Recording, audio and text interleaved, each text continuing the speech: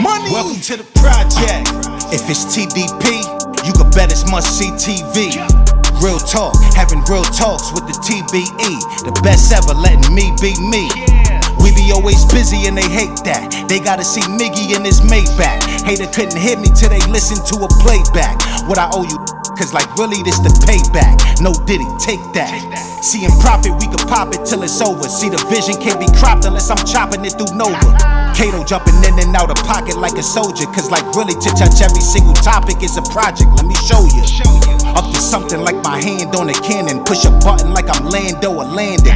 Climbing up the charts, how you smart but you can't understand it. You will never see us famished, so vanish, for real. Welcome to the project. Cause that is actually the hot topic right now. What's that? His ass kicking or something? Nah, 6ix9ine he just revealed that he's dropping a track with Kodak Black at midnight. What? Paid $1 million for the feature. Who got a problem with it? He ain't told on no Haitian. He did it. So yeah. If he ain't told on me and my friends, I still fuck with him. Right. So that's your opinion on it? It is what it is? Yeah, I think T.I. should do a song with him. I think all rappers should embrace 6ix9ine. Why T.I.? Because T.I. worked with the Feds too. Okay. It'll be a great collaboration. They both had to collab with the Feds to reduce a sentence. Yeah. So that's all I'm saying. So, but just look at it like this, homie. He never was a street guy. Right. If we're all gonna be honest about Daniel, he never was a street guy. He shouldn't have never been let into a gang or such a notorious gang like the 8 Trey Bloods. And not only that, they wasn't the best gang buddies to him. Yeah. Nah, man, they didn't treat him like he was the. They were robbing him and kidnapping him, fucking his baby mama, eating up all the cakes in the cabinet, never replacing the Pepsis that they were drinking, borrowing money, never paying it back. Say, let me hold 700, and acting like that 700 wasn't nothing. So so then when the FBI get us, so now I'm giving y'all money to go do shit. So when the feds come get me, I'm not a street guy. I wasn't raised to hold on to these principles and these codes and these ethics that maybe some of you guys were taught from your uncles or maybe your mothers. So when the feds get me, and I'm trying to be tough at first, I want my lawyer, I'm not go snitch.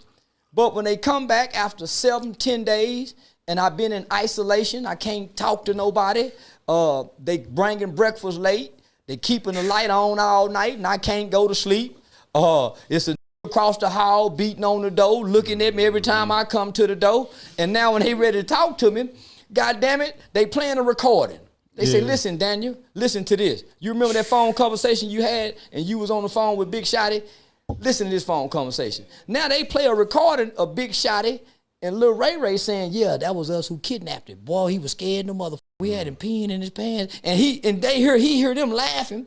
The next phone conversation they play, they got my woman and my OG on the phone talking about how good they any go tell. Yeah, right. I agree. Man, if I lay in jail too long and think about one of my homeboys that probably we done run a train on a hoe together, how good he, man, I'll tell on him to get it because he gonna be my woman. When I'm gone, he gonna be putting that in my woman. You know how I go. Who gonna be the first nigga your girl when you gone? Your buddies? Your homeboys. It ain't gonna be no across town. It gonna be your homeboys or your ops. So why not tell on your homeboys and your ops? To get them on in here, you get on out and do to them what they was gonna do to you. Shit. The way they did him. Yeah, man. There's no honor amongst thieves. So just looking at that situation right there, homie, that's a clear definition where we should be teaching young boys. You really need to reevaluate who you give your honor to. Gems.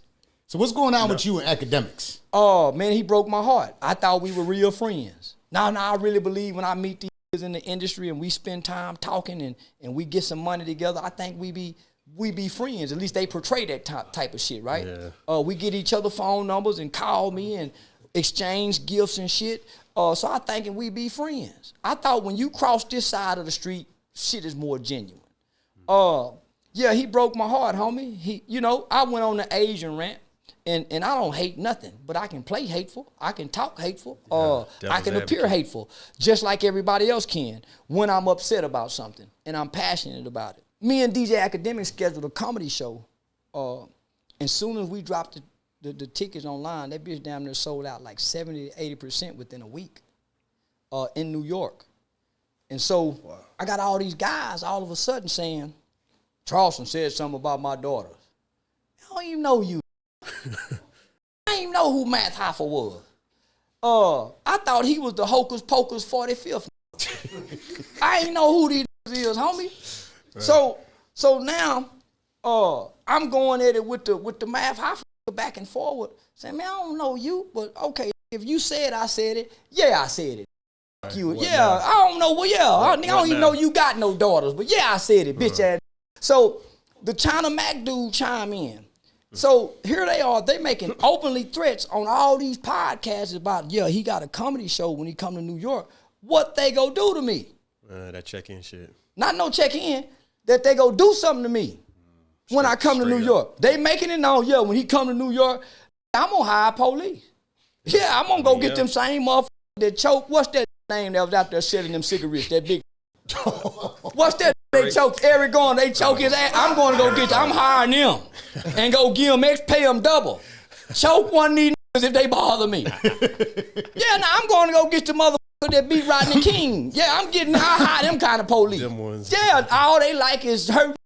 Yeah, so I go get them kind of people. So they saying, homie, they going on podcasts, making interviews, saying that they're going to bring harm to me for what I done said online when I come do my show in New York. And I don't know. Which had nothing to do with them. Ain't nothing to do with them. So I'm saying, why is China Mac chiming in on nigga business? This nigga business. Asian boy ain't got no business over here in business. I don't eat at Chinese restaurant. I eat at soul food janks. Right? It's different. Yeah. Now, soy sauce don't taste like hot sauce. I like hot sauce, Louisiana to be exact. Yeah. So he chiming in. So you already know me and you, I don't like you. It ain't that I don't like your people, but if I don't like you, I'm gonna play like I don't like your kids. Yeah, everything ugly to me. Yeah, your mom, everything about you. Yeah. So this is what I say. Homie, I say some horrific, horrible things about black people every day online. Right. Nobody has a problem. Soon as I say something about another motherfucker, but goddamn it. How dare he? So I'm saying to China Mac, homie, why you chiming in again? You didn't have nothing to say when all the Asians were saying that Charleston. That's a racial slur, no matter how hip hop you want to be. Right. When it's a bunch of Asians saying Charleston, and ain't nobody mad about this. So guess what? I got to defend my honor. So DJ Academics gave China Mac a 4-hour platform for him to talk down about me. Here we go. So I'm saying to myself, well, shit, okay, allow me to rebut that. Allow me to get on this platform and explain too. Right. DJ Academics pretended to, because I'm saying, y'all hear me out. Call me up, DJ Academic. Let me do an interview and let me explain like you let China Mac explain. All these other platforms that's giving him a place to speak it, let me say it. So nobody wouldn't give me one. So I created my own platform. They didn't like what I had to say. Right. So they actually called the FBI on me, right? So just no bullshit. All I know is black and white. Few Mexicans because I got Mexican babies. But yeah, I don't know nothing about Puerto Ricans and Cubans, Haitians. I learned Haitians as a kid. And the Haitian people was the most fascinating to me out of all people. Not Africans, not blacks, Haitians, right? So when they do this to me, I go ignorant. Man, fuck the niggas, anybody. I represent the shit. Don't nobody say nothing about Tuka when they was smoking Tuka. Right. Don't nobody say nothing about this. So I played villain, homie, and DJ Academics couldn't take the pressure. He couldn't take the pressure, and he lied and said that Live Nation canceled the tour. He got calls from Live Nation. I can understand the Asian politicians saying, hey, we don't want him here. But I'm not here for the Asian people. The niggas was supposed to stand up and say, no, we gonna let you come over here to this juke joint. Right. And shout out to my guy Kareem Blitz. Because my guy Kareem Blitz said, nah, homie, can't nobody stop you from coming from New York. I'm from New York. We're gonna find a black spot that you can come to. Homie, we go back to the Negro leagues in my mind. When played in the park and we had some of the best baseball players in the Major League Baseball had to come watch the Negro League and then invite them to come on, Robinson, come on, boy, we need to. So I'm saying, we don't know. So in my mind, this is our opportunity in America to get behind Charleston White, draw the line with the Asians because they got a federal hate bill, we don't. See, I can't. So if China Mac was to attack me, I'm not protected under law. He is. See, you see what I'm saying? Yeah. The black race was supposed to get with me and say, "No, we rocking with that." Right. So when DJ Academics give China Mac this platform, I'm saying, okay, we friends. My look. Yeah, let me explain myself. You know I'm not hateful. Even DJ Vlad said he's not hateful. Right. So they know I'm not hateful. So when he did that, homie, he made me believe that Live Nation and nobody in this comedy world want to have anything to do with me. So I started doing my own comedy show. At that time, I had done like 16. And I had a big one that was in my hometown in Dallas. Okay. I had just got a billboard put up in Las Vegas right in front of the MGM Grand. But he my buddy, so I'm thinking, man, I done f***ed up. He got me thinking that they got so much power that they can counsel black people. He made me think that Asians and whoever, China, they got so much power they can counsel black people, and they can't. So was it Academics? DJ Academics pulled the show. That's why he let me keep the money. Contractual wise, the show wasn't canceled. That's why I never had to return the money. And he paid me up front and full. Right. They tried to ask for the money back, but I'm a who read contracts. Got him. Yeah, his whoever tried to get the money, but I'm a nigga who read contracts, word for word, and understand contractual law. Yeah. So I didn't have to return the money. He went on a longer rant as if, man, them people were saying they was looking at him f***ed up for even wanting to do business with me. Like he even made a statement. They were even questioning his judgment of why would you want to do business with this kind of guy? When right now, homie, I'm on Live Nation's website page. Right now. Right now. It's contradicting. TK Kirkland made one phone call. Hey, man, I'm thinking about putting you on my Live Nation tour. I've been watching you for a couple years. We met in person like two men, looked one another in the eye and shook hands, and that's our agreement because that agreement, a handshake is bond. That's a bond under law in court. Especially somebody like TK, that's a legend. Yeah. So he made one phone call to Live Nation. He called me back and said a Live Nation representative is going to call you back to get your information. I get Live Nation checks right now. Come on. My checks got Live Nation on it. Come on. Yeah, so it definitely wasn't Live Nation. Nah. Right. Nah. So that hurt me, homie, because I thought we was friends. And the whole time, right now today, I'm still looking at my phone waiting for him to call me and tell me everything he told the internet. No word from him? Silence? Not to this still, homie. No have PR, you no tried to reach out to him? Yeah, I reached out to him, homie, and told him I was going to give him a free interview so I can tell my side of the story. Yeah. And he was up for that. But then he too. It's hard for me to move forward with a man who ain't got a spine or a backbone. The tough, homie. When you're wrong or you with a nigga you think is wrong, you don't quit talking to a nigga because he wrong. You call and tell him you think he wrong. Right. Let you hear it from me. You call and tell that nigga I think you wrong. You wrong in the mother. Goddamn, woo, woo, woo, woo. You don't go tell the world he wrong. And you say we friends, so I'm saying this industry friend shit is bullshit. He broke my heart, homie, with that friend shit. And I done met a lot of niggas, homie, in this industry. From Shannon Briggs, I done spent the night at his house with his wife and children. Homie, that's my partner. That's my. Yeah. It's a whole bunch of more than homie. Murder Pain. It's a whole Measy. It's a whole bunch of I done with homie. And I may have said some things that may have offended them and they didn't like. Nigga, they called and we talked about it. Just that's it. Boom. Yeah. Right. But when you ain't got no spine or no backbone, it's hard for you to tell somebody who you think may challenge you that they wrong. That seems to be a reoccurring thing, man. Because one thing about it, whether you like it or not, a lot of the shit you be saying is true. Well, it be factual. It's just people don't want to hear it. In my defense, homie, I'm waking up with no script. A rapper got a script. Right. He going in the booth, you know, he got his 16 bars. Most comedians do the same set. I wake up every day and give away free comedy. I don't repeat the same shit every day. I don't wake up and just say people's names.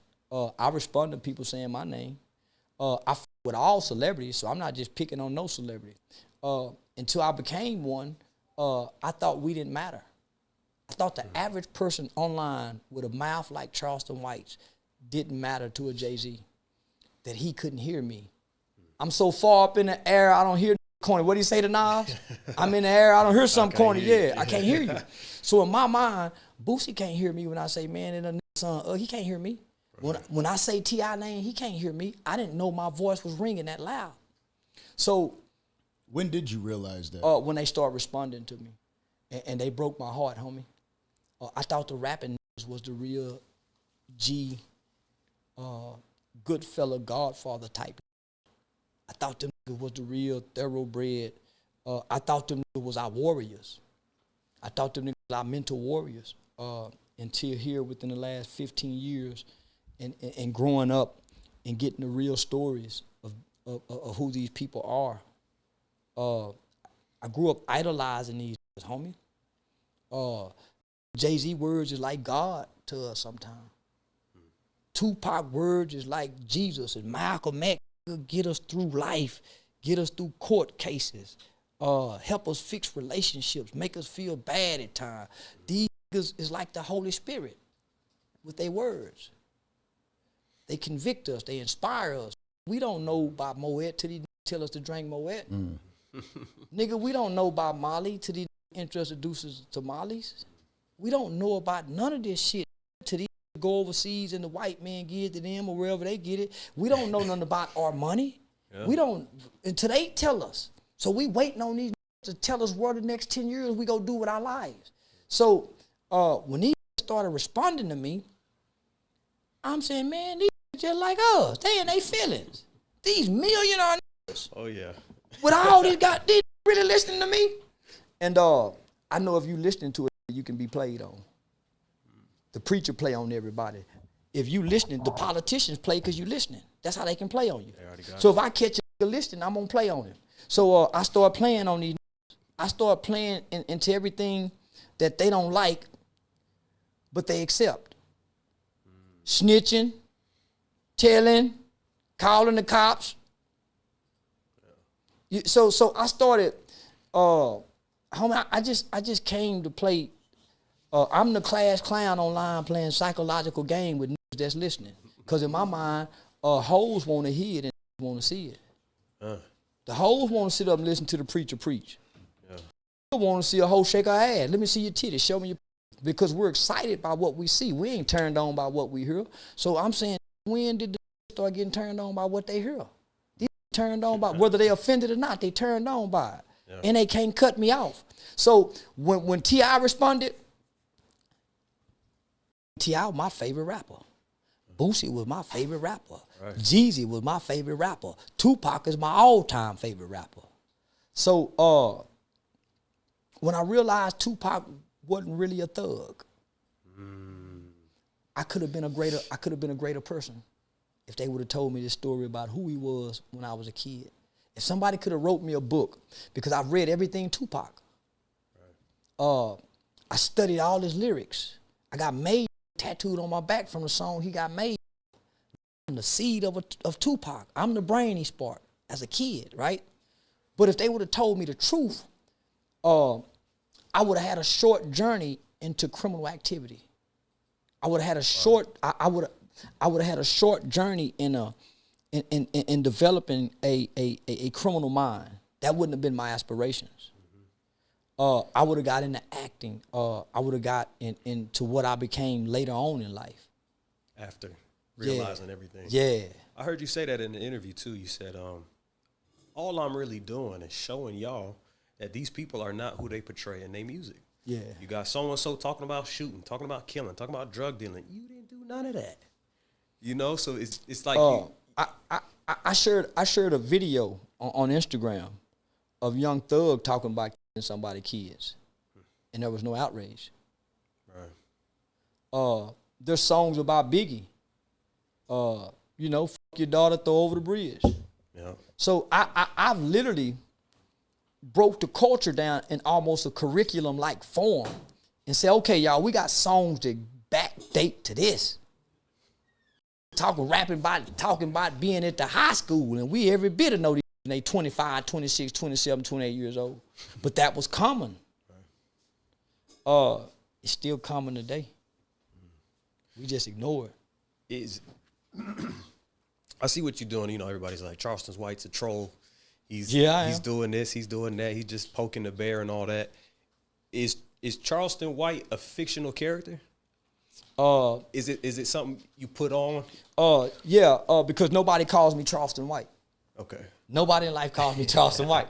Charleston White is a fictional character. Everybody called me Blue in person. Okay. What's up, Blue? That's my childhood name. I got the name Blue because it was Charleston Blue. And that name come from, my dad's name is Charles Ray Williams. So my mother named me Charleston Jamon White. I got an uncle, and I talk about him all the time, my Uncle Wayne. He was a pimp. When I was born, there was a movie that came out in like 1976 called Come Back Charleston Blue, about a pimp. That was my uncle's favorite movie. So his nephew name is Charleston. So he named me Charleston Blue. Yeah. So before I even knew my name was Charleston White, I thought it was Charleston Blue because my family, oh, there go that Charleston Blue. So I was the excitement of the family, even when I was a baby as a kid. Homie, I was the class clown. I've been the life of the party. So these are natural talents and gifts. Yeah. So I wake up every day, don't know what the fuck I'm gonna talk about till people online start saying shit in the comment section. I don't know what the fuck I'm gonna talk about.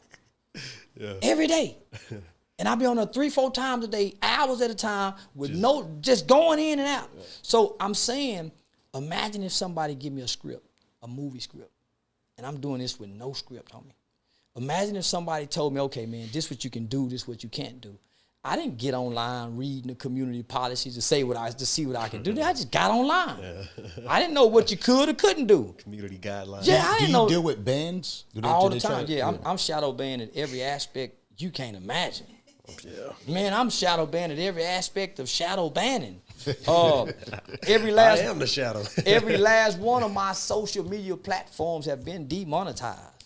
Damn. And I was making a lot of goddamn money. Man, all my money come out interviews and comedy and merchandise. I sell a lot of merchandise. So a lot of people actually go to my website and buy my shit. Twitter too? I ain't even on Twitter. Okay, how come? I don't know. I can't manage shit. I'm drowning in YouTube, Instagram, Facebook. Yeah. So you control them all? Yeah. Okay. Yeah, I control them all. Yo, by the way, if you're watching now, please hit that like button, that subscribe button. Again, we're live with Charleston White. You know what I'm saying? Hello. This is what you do. If you don't hit subscribe, your girl's going to hit subscribe before you. You're going to be wondering why, and now you know. He got a workout machine in the back, fella, so you ain't lying. So, homie, the shadow banning of social media forced me, they were giving me $16,000 a month just on YouTube. Come on. That's the first time I ever got on YouTube. I don't think people know what it takes to get that kind of money off YouTube. That's the first, and that's not even getting 100,000 views. That's not even having 100,000 subscribers. That's getting on YouTube in January of 2021. My first check was $200. It went from $200 to $2,000, $2,000 to $4,000, $4,000 to $6,000. So from January to May, nigga, I had got up from $200 a month to $16,000. And that's only with, I had 60,000 subscribers. That's my first time ever on YouTube. None of my views was getting 100,000 views. But I started learning what the CPNs are. I started learning where to put the videos. Yeah. I started, you know what I'm saying? Yeah, so how to work it, put the captions. And I started learning the importance of not clickbaiting and having real titles. Was there somebody that said, hey, man, you got to put your stuff out there, man? Was there somebody that heard you at the barbershop and they like, listen, Blue, man, you gotta speak? Yeah, I was the Facebook king from 2016 to 2019. So I was getting millions of views on other people's pages on Facebook. I had a homeboy, man, my partner Sane. It get up and go to work every day and take care of 7 kids. Made me feel stupid, waking up every day. And every time he look at me, I'm on this goddamn phone. And then I'm doing this. Yep. Because the thing about Facebook is, if you on Facebook engaging every day, you and the motherfucker you don't know will argue for 2 weeks in the comment section. Back to back to back. You don't even know this motherfucker. And you developing some feelings for a person you don't even know. Not only that, you waking up just looking at nothing. What other motherfucker saying? You posting pictures of your food. You taking some pictures. Right. You ain't getting nothing. So I had got a job one time with this, and I started going live, and it was 60-some people on there, and I thought that was the shit. I got 60 motherfuckers watching me. Yeah. And he said, man, who you talking to? I said, nigga, these people right here. He said, man, ain't nobody talking to you. I said, there's 60 motherfuckers right here. Right. And he said, ain't none of y'all get no money. Man, that's some wild shit.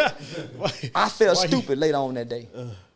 So every time I grabbed my phone, I would feel dumb and stupid because what I started noticing, I noticed when I take my daughter to gymnastic practice, I go up in them stand, and I get on that motherfucking phone. Yeah. And I be seeing my baby look up there at me. I look for a minute, boy, she go to doing her thing. I go back to that phone. So then I started noticing when I spend time with them, they would say, Daddy, look. I ain't getting nothing out of this. Right. Just off the free. I was supposed to be starting cooking 20 minutes ago, but I've been on this motherfucker going back. Yeah. I'm not getting nothing. Consume you. So I started feeling stupid and dumb waking up every day, especially when I find out you can get paid for being on there. So then all of a sudden I saw the movie Social Dilemma on Netflix. Oh, yeah. When I saw Social Dilemma, I was not gonna keep waking up, touching this motherfucking phone, getting on a social media app, and I can't figure out how to get that goddamn money that they say they getting out for, because I'm a game-related money. So I started figuring out they pay on all social media platforms. I got to the money. You can't let me know it's some money. Cool. It's a pot of gold over there. All I got to do is jump over this fence, go under this hole, run past this dog. Yeah, I'm going to go get it. Shit, that's what I did. So none of the shit I'm saying on here is personal, homie. I started understanding the algorithms by around on the YouTube studio. So I started noticing that YouTube have a whole university for a nigga. Yep. If you go around, just around on that YouTube studio, look over there in that corner, all them videos, you click, nigga, that's a whole YouTube university. So what you go get out of that is a bunch of game. And then as you getting game and going through those courses and clicking on those videos, YouTube is gonna tell the algorithm, hey, this is one of my students. Yeah. You don't have to be so hard on him. Push him to the front. Yeah. Let all his videos go advertiser friendly, turn them green without no manual appeals. The who just going to go look over there to see how much he made for the month, every time he make a video, he got to put it on private, let YouTube go through his thing, do his manual, because he don't know the game. So when I start You're putting us on the game right now. So when I started picking up the game, that's when I created my podcast, Game Related, Not Gang Related. Game applied means elevation. Now we game related, not gang related. I like that. Yeah, so it's a lot of game in this shit. So I'm 4 years in now. Really, so 2020, I didn't start, it took me a year to figure it out. So 2021, so I'm 2 years in it. And I don't make no money off YouTube no. So what I had to do was, God damn it, $16,000 a month gone, and I done spent all the money on guns. Yeah, I spent all the YouTube money on guns. I spent all the money on guns. Guns and bullets and bulletproof vests. Because in my mind now, I'm for the build. In my mind, getting the money was gone. So I went from July to August. I created another page. And once I was monetized within 48 hours of this new page. Once I started going live and did a manual review, they said, now, you think they shut that motherfucker down.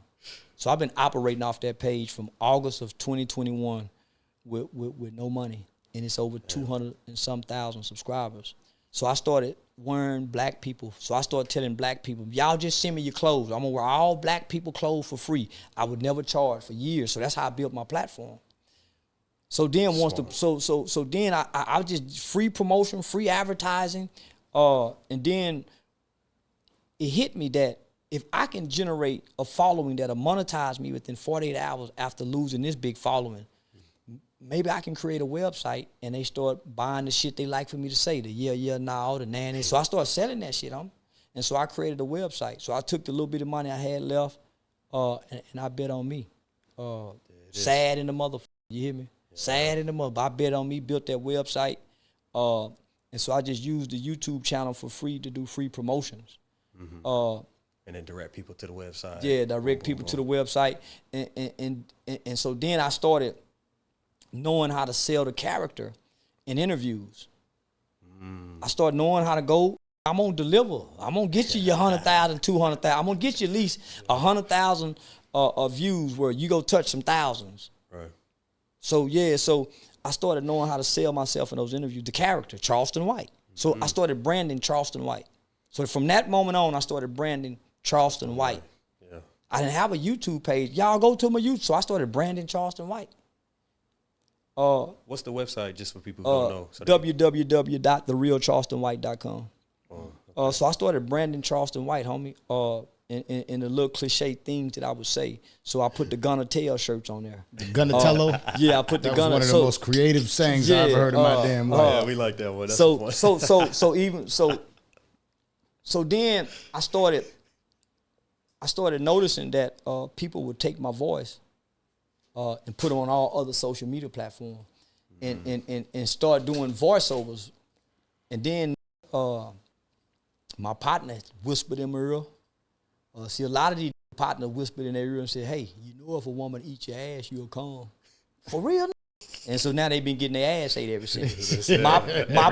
my partner whispered in my ear and said, say, you ain't trademarked this, you ain't trademarked that. I said, no. He said, you ain't winning ass cap your voice and BMI your voice. They playing your voice on TikTok. That's how I got on TikTok. So I went and published my voice to get a publishing check just like the rapper. Them 22 million views and million with that Charleston White voice. Yeah, nigga, everywhere you hear my voice, I got a check coming from that. Yeah, we got to set that up too. Make sure you like, subscribe, and make sure you play my voice everywhere. Yeah, man, motherfucker. So in the music section of YouTube and Instagram and TikTok, they got my voice. I went and published that motherfucker. Damn right. So I started getting sharper and sharper as I was playing Dumb and Dumb online. But you also made the transition into live performance. Were you always doing comedy, or was that always an idea? I was a public speaker. So before I got to the internet, home, I was a public speaker, motivational speaker. I spoke at some of the most prestigious college universities in the country. Yeah. I used to. How did you get into that? Youth advocacy, Washington, D.C. I used to be a part of this organization called ICANN, Incarcerated Children's Advocacy Network. And it was based, and it fell under the umbrella in Washington, D.C., which was a lobbyist organization for laws and legislation in this country called Campaign Fair Sentencing for Youth. You know, a bunch of good-hearted white Jewish people, man, that wanted to reform laws in this country for juveniles.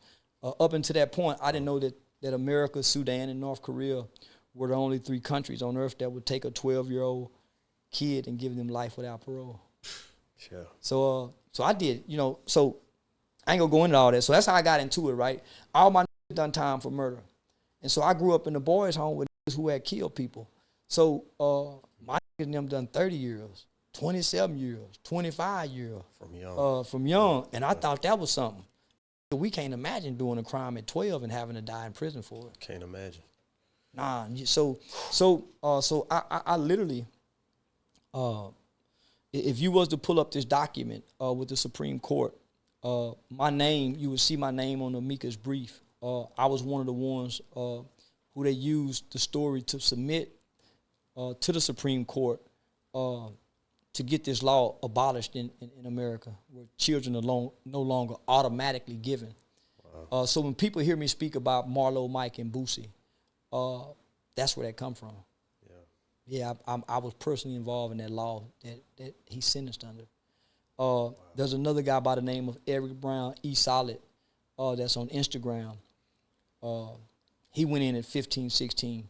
He and I never knew we would meet each other when I was working on this law.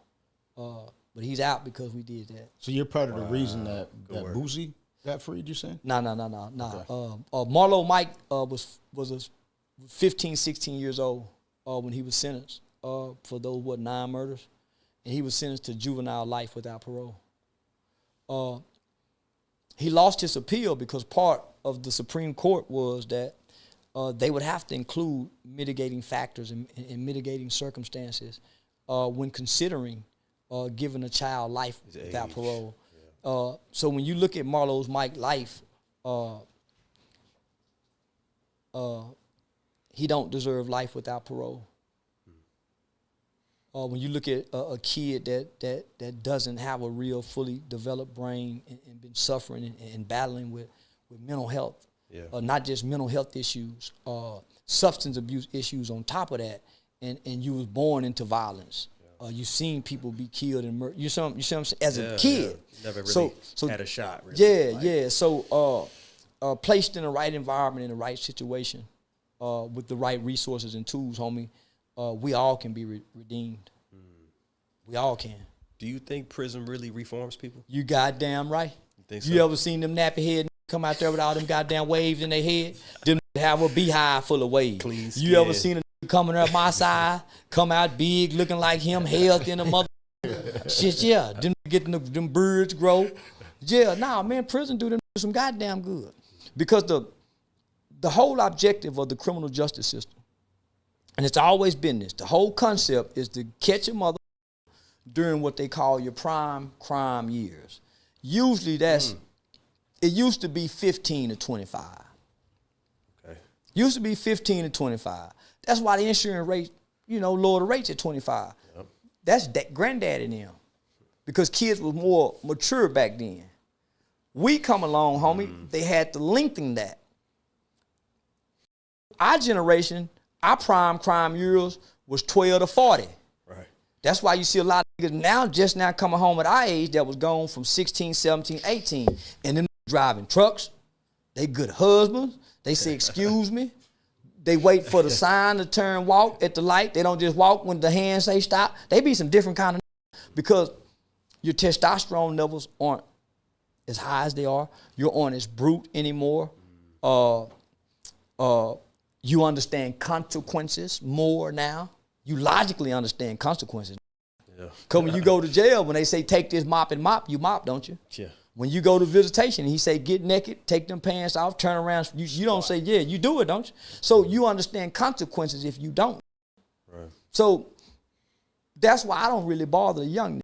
I bother these old gangster niggas that still promoting this shit like they don't understand consequences.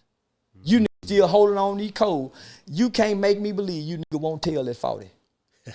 Right. You can't make me believe you ain't gonna tell on nobody at 40 if you really didn't do nothing. Now, I believe most of you, if you say, okay, I'm going to go do this a week, you probably wouldn't. But let somebody put you in a fluke situation, you're going to tell. Yeah. Gonna tell her. I'm going to tell. I'm going to get this shit straight. So, couldn't like too much. Right. A young don't know he getting up forever. No. Like the weekend too much. Like comfort too much. To stand on these codes the way they talking like they standing on these codes. It comes down to it. Man, these niggas playing sick to go to the hospital. Young Thug done been to the hospital 10 times since that trial. Playing like all he eating is Snickers and chips. Man, he know they ordering pizza from the back sales. Them running to jail. Yeah. Them get in court now they want to pray. Now they want to send, what's YMW Melly now? He want to send words out to the Lord now. Yeah. Y'all wasn't doing none of this shit when y'all were having them threesomes. Damn. Yeah. So, homie, I know everybody playing. So, I come to play to expose the play. What do you think about the Young Thug case? I think he needs some time. We got to show, homie. Let's see who really bought this shit, because they talk that shit. But I come from a generation in the era, everybody wanted to go to jail because they wanted the stripes. This group here want all the recognition, but don't want the lashes that come with the stripes. Now, O.J. Simpson sat in jail 3, 4, 5 years with no bond, reading a fan mail. These want bonds. These rapping from the jail cell. It ain't now an Italian gangster phone conversation. He making love on the phone to the women. Right. Homie, we got to redefine and expose this shit. Everybody fake. These ain't the real gangsters. Homie, how's all these got conversation with the police. All this shit, whether they saying, homie, I thought don't talk at all. Right. Guess not. So I'm saying, what's happening now is the prison guards. This is day. This is the guards' time now. Everybody get a time to shine. Yeah. This is the guards' time to shine. Prison guards is up. Some kind of way they releasing these motherfucking videos showing us how these niggas behaving behind these walls and what they doing. Yeah, that's the wildest shit. It's a lot of shit. Let me get that bottle over there. Yeah, so nah, homie. So I'm saying, if they don't show us, if MSNBC lockup didn't show us like Fleece Johnson, we wouldn't have known it was a like that down there that openly say, I like booty. We didn't know this would openly say that. Right. We didn't know. We thought, so if MSNBC hadn't been going in prison showing us this, all the niggas who come home from prison tell us all the bravado bright side of shit. Well, now they got people leaking videos. I don't know if you've seen that King Little J. Them the JCOs. Who else getting them videos? No bloggers getting them. You're not gonna get no jail video from a free press request. So what's your thoughts on that, King Little J? Because he said it wasn't him that King he lied. That was his forehead, and they put the cut that was his forehead. Because he had somebody giving him a lap dance up there. Or some well, shit. it looked like a punk just sitting on his lap. But then they released another video of a yellow, light-skinned, feminized kind of guy being interviewed in an assault. Saying, what was y'all doing up there? He said, oh, no, you can just something. He said, no, you're not fit to go back there. What was y'all doing up there? This is what he said Lil J done to him. He grabbed me by my neck, and he sounded just like a sissy. He said he grabbed, because this is what the cop said. Hold your neck up. He did that. So in my mind, I said, oh, boy, they been back there putting hickeys on each other's neck. Boy, them niggas are freaking like a motherfucker. So the cop stepped at it. He said, what's that on your neck? And then the sissy broke down and said, well, he choked me around my neck. I'm tired of this. He choked me because he told me to come here and I didn't come here. And I'm tired of him choking on me. I said, man, that putting that dick in the balls. Tough motherfucker. Crazy. So when they interview him. It's crazy because you think these Chicago rappers, of all of them. Nah, I don't. I saw an interview with them say once they get through fighting and one of them knock each other out. Hey, we finna spit in his booty, loogie in the booty. I said, what? They doing that in jail? You gonna knock me out and loogie my booty? Oh, you nigga, oh. Yeah. What y'all doing that for? There's a new shirt right there, knockout with a loogie in the booty. Yeah, so what y'all doing that for? Come on, homie, I ain't never heard that they do that in jail. I heard if they, man, like, fuck you if he do that to you. Fuck, so I'm saying, why would they be doing that if they ain't doing that? Some crazy shit going on. So now, homie, listen. It's nothing more enjoyable than a police officer, a correction officer, to shame what the streets think is tough. Oh, they love that. They love that, homie. They love that. Kick out of that. So why you think they giving us, homie? They showing us, homie. They shaming these, but it look like it ain't no shame in what they doing, because even though people are watching it, his homeboys are saying that's him. He's saying that they lying. Because people idolize the image that these portray. Yeah. They play like they can't see it. So they done released 2 videos. Fast, too. Come on, homie, fast. Back to back. Is there not any repercussion for putting out these videos? Because they got to know who's putting these videos out, right? It's hard to know. Listen, when I come to work and download this, who know I'm screen recording this with my phone? Who know? Yeah. And sliding it. They don't want no repercussions. They want the public to see this. Because everybody wants to shatter the image of the tough guy. Yeah, this is your hero? These are bullies, homie. Right. These ain't player type. So with King Von, the video just came out about him. He was playing. That little killer motherfucker playing. You saw what he did. I think he was being smart. Well, you saw what he did when he went up there. He slipped the handcuffs off. Yeah. He slipped the handcuffs off. So we saw what he did. Yeah. Cause for one, they got to figure out where they go put you. So they go put you where you saw. So they went and transferred him somewhere in handcuffs. The guards probably knowing. Right. He in there on 5 murders. All the witnesses came up dead. That's the only way them charges got dropped. Yeah. That's what people keep forgetting, homie. He ain't f***ing no punks. That nigga killing, demonizing shit. You could tell how he said it in the video too. He was like, When somebody said something to him, he said, yeah, they tried to get me to suck their dick too. I said, been a nigga playing. Yeah. And then the next video come out, he half-ass beating the niggas death in handcuffs. He done slipped out his handcuffs. The other nigga handcuffs ain't got no wind. Yeah, this is what he was trying to do, y'all. They released another video to really back up that little J-boy. Because he got a yellow punk this time. And the punk said he tired of him. I'm tired of him doing me like this. I didn't come. He choked me. He choked me because I wouldn't come to him when he told me to come. You know how you do your hoe when you're abusive? Bitch, I told you. Yeah, you know how the abusive ass do his hoe when he tell bitch what I tell you. Yeah. He doing the punk like that. So nah, homie, this is what I'm saying. This is a good thing for the culture. This is great for the culture. Michael Sam wasn't the first gay nigga in the NFL. He was the first that wanted to tackle and say I'm gay. But it's a bunch of them niggas in there. Yeah, he the first. Right, yeah, homie, he ain't the first. He was really out there clapping them booties. Man, listen, come on, homie, that's what made him feel so courageous to do it. Man, listen, there's no way a gay man is gonna go into an all section of straight men and yell, I'm gay. He ain't gonna do that. He got to know there's something over there he can get. Come on, my right. Punk, listen. Punk ain't dancing at the club around a bunch of straight men. It ain't gonna do it. It's gonna dance around where it can fish.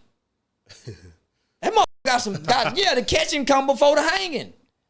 Because those two spirits cannot collide. One of them flees. Right. Bunch of men, get him. Come on, let's go. Man, this motherfucker dance like a woman. Man, the motherfucker shaking his ass. They gonna move away from him. Yeah. One of those, man, light and darkness don't hang together. It's impossible. So the reason I say it's good for the culture is because a young normally got to go to prison to see this. Yeah. Normally, to see what we seeing now, you normally have to go get 5-10 years to see that OG such and such down there boy. A lot of them got their hearts broke. They went down there, they looking up to laying with a boy. Or is a girl. It's a whole lot of niggas got their heart broken and get down there and see the big homie from the apartment doing something what another tell him to do from upstate. Whole lot of got their heart broke, homie. Yeah. Get in there and you think this nigga bad and he's saying, yes, sir, boss, to the guards. Right. Everything the guards say do, he ain't never bucking. He telling you, man, follow the rule, man. They go lock. What? You in jail following rules? Who follow rules in jail? You been breaking rules and laws all your life. Now you getting in here. Now you don't go to lock up and do nothing. You a good boy in jail? Who do that? So I'm saying these niggas faking, homie. Loogies in the booth. These niggas try to make commissary. These niggas in there tell the police, fuck you, I ain't turning TV off. When the bailiff say, all rise, them niggas stand up. Them niggas don't do like Mad Dog on Good Time. Stretch your legs out. Look at the judge, holding his nuts, talking, chewing gum. Judge tell him, sir, we don't chew gum in my court. Stick it up on the seat. Talk like that. Ain't no doing that in court. Yeah. Pleading. Yeah, you talking about? Yeah, let me go home. Man, you won't trial? No, I won't trial, man. See if they give me 10 years. Because niggas ain't got that kind of heart and wherewithal to really lay their life down for what they believe. Right. What they say they believe. There you go. What they say they believe. There's people that love you. Yeah. There's people that hate you. Yeah. But like myself, I could tell that it really doesn't matter to you. If they like you or hate you. I haven't personally done nothing to nobody, homie, so it shouldn't matter. I ain't slap your mama. Yeah, I ain't thump your son upside the head and tell him go in there so I can fuck your baby mama. It's some treating your kids. Yes, you got an uncle that's mean to your son. So homie, I ain't done nothing to nobody. I may have spoken against somebody who you idol. So even in that faction, I'm saying to myself, this is the generation of people who our grandmothers and our mothers warned us about, that they won't really pray and know God, that they're going to be idol worshipers. It's some niggas that hurt you. Well, let me just say this. I once was an idol worshiper. I told you I was with Tupac. So I can't repeat a Biggie song. I didn't like Jay-Z. I didn't like Nas. Yeah. I took Tupac's side. So it went West Coast. I ain't never been East Coast, so I never got into East Coast rappers because of that. That divided the nation, East Coast, West Coast beef. Literally. If you think these beefs between Dirk and it's dividing our babies. So when we go at a party, we go to the mall, you a Biggie fan and I'm a Pac fan, we really gangbanging on each other, homie. Basically, off people we never met. So I'm saying, yeah, because we're worshiping these idols. So then when we get grown, what happened? They introduced American Idol. So they start creating idols for our children to worship. Ooh. 20 million people call in and vote right now.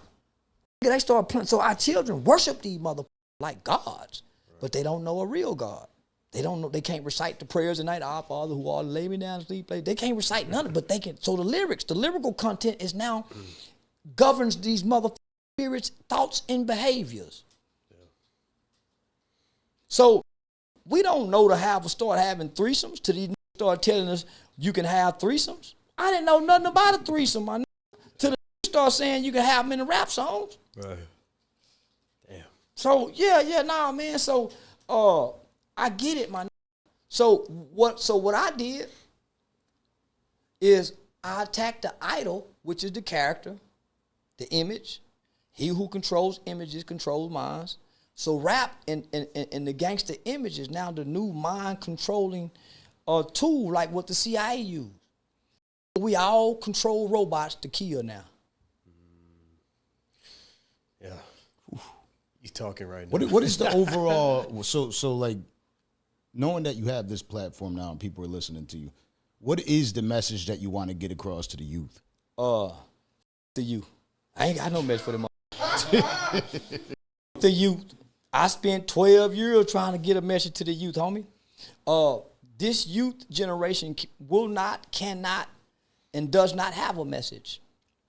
Their ears are closed to anything that they don't idolize. They don't listen to their parents. They don't listen to the teachers. They don't listen to the coaches. They only listen to what they idol, and that's a rapper. So this generation will not have a message of young people. They will not have a message. They will not have a messenger. They will be destroyed. This group here, that's why you see 10-year-old kids dying. That's why if you look at the death toll and you look at the youth murders, that's why you see old people ain't killing each other.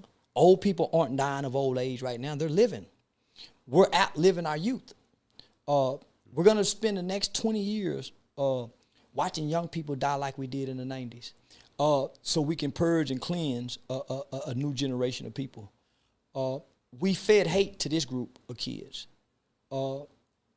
This group don't know love. This group don't know loyalty.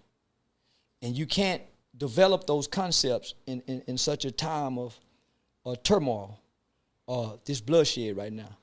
You got kids with Glock switches that ain't never been to the gun range. There's no way you can control a Glock switch. I shot. There's no way you can control it. Going. Yeah. There's no way, homie. Because what happens, it goes up. And kids too. Homie, you don't know how to stand and shoot. Come on, homie, you don't have the training. And when they're shooting, like recently out here in Hollywood Beach, there was an altercation that went on between two groups of people, and they shot a 1-year-old. Yeah, and that is what's happening more often than not. That's why I don't do the fucking holiday celebration shit. So look at this, homie. If I shoot a 1-year-old, my mama, everybody gonna make me turn myself in. Nobody's gonna tell me you wrong, my. My brother killed. My mama made it turn herself in, and that been 31 years in prison for that. Nigga, you killed. Nah, homie. So nah, they don't even have the. Because of technology, human life doesn't matter to them. Because they are already trained killers by way of assimilation, video gaming. Video games. And because for the last 20 years, as soon as a child comes to its stages of development, understanding yes, no, don't do this. Mommy, I'm hungry. Mommy, I gotta pee. Mommy, I gotta poo-poo. Once they start understanding that, as parents, we get tired of watching this motherfucker all day. Stop, boy, don't do that. Sit down, don't do, because we want some time. So what we do, Mommy, can I see your phone? Hurry, we can get that mother a phone. And so what the phone does is, by way of technology, over so many years of engaging on the phone and watching other humans on the phone, you lose human detachment. Desensitized. You're not you don't have no detachment to a human. Right. You're not outside playing with other children. You're not having altercations and conflicts, solving, making up, saying I'm sorry. Consequence. So you're not learning how to engage other humans. So what ends up happening is, the older you get, you start leaving mommy with the phone. Now you're occupied. You're not in the shit. You're in that motherfucker, quiet in the motherfucker. Only time you come out is to eat and pee. And the parents are happy now. So everybody on the phone, and this baby grows up being detached, homie. Yeah. They ain't even socializing in the house because the baby get the phone. So once the baby get bored with the phone, what do we pick up? A joystick. And now he in the room all day on the joystick on the game. But now on this motherfucker, all the games is shooting. Boom, boom, boom, boom, boom, boom. Boom. Everything is gory. They got real blood, look like real motherfucking heads blown off. Nigga, I was in my 20s before I had to shake off Grand Theft Auto, 27, 28 years old. But then when my son got it, and he started getting into the game, nigga, I started finding myself wanting to play it like him. But I'm buying him all the games with my immature mind to help feed this propaganda of gun violence that we do. It ain't no motherfucking kids playing Sonic Hedgehog no more. Even the motherfucking Wild game got fire coming out and they hitting each other. It's some fighting conflict type of shit. Yeah. So we're creating these little robots. These aren't, they're not like humans anymore, homie. Yeah, I grew up playing fucking Oregon Trail. Man, you know that's the motherfucker I'm talking about. That Dragon Ball shit. We had a Dragon Ball generation. Dragon Ball. We had what's them witch three bitches used to come on the morning. They was three witches, friends, Shannon Doherty, Charm, Bewitched. Yeah. So we had a generation of those kids that grew up believing into dispel witchcraft shit, right? Then we had a generation of motherfuckers, homie, it's been Call of Duty like a motherfucker. Yeah. Call of Duty. And so when I first heard Pooh Shiesty, nigga, I said, nigga, this that new generation, children of the corn, because nigga, they got the guns. They can rap about the guns. Nigga, they know guns. So I started observing my son, nigga. I started thinking my son gonna be a motherfucker. Nigga, he know guns. Playing that Call of Duty shit. Hey, mom, can I see your credit card? They spend $50 to purchase this motherfucking gun and car and get to another stage. And nigga, they trapped in this metaverse world for years. Nigga, they go build them sports characters. They go through the training. And in their mind, that's they so homie, no. They be trapped in that shit. That's a matrix. And then when they come out the matrix, you telling them to get a job. Now they 15, 16 years old looking over your motherfucking ass. Now they look disrespectful. So now, right, when I look like getting a job. So now when they get angry and they get upset, they go in that room, close that door, and kill in spirit. Shoot motherfuckers. They go kill in spirit. And in their mind, the people they mad at, and they be good at it. And don't let them have the capacity to be on the headphones and talk to a motherfucker in Illinois, another motherfucker in Utah. If you can go in and listen, everybody hateful. Fuck you, nigga. Fuck you, bitch. Fuck your. Everybody hateful. You're a bitch. Even the grown folks on there, fucking mother. Everybody's hateful. Yeah, they talk the most shit too. But it's like that online in the comment section. Yeah. Everybody's hateful in the matrix. So when you plug out the matrix and have to deal with your mother, deal with your sister, homie, you don't have no attachment. Yeah. So that's where we at, nigga. So this is the generation that you can't get a message to. They have to go through to know. Life got to teach them. They either got to die or go to jail. Damn. And that's only for about 20 years. Because, nigga, you got to understand the seeds we sown. Right. Crips and Bloods been around 50 years. Rap's been around 50 years. Gangster rap been around, what, 20, 30 years. Yeah. I'm 46, so gangster rap been around 30 years, nigga. Them some seeds that's been sown. And nobody's contended it. Nobody's rebutted. Nobody's went against it other than Miss Dolores C. Tucker. And nigga Tupac made me hate her. Dolores Tucker, you a motherfucker. Yeah. He made me hate her. Wonder why they call you bitch. Yeah. Wonder why they call you bitch. And nigga, all she was doing was just trying to put it in the lane.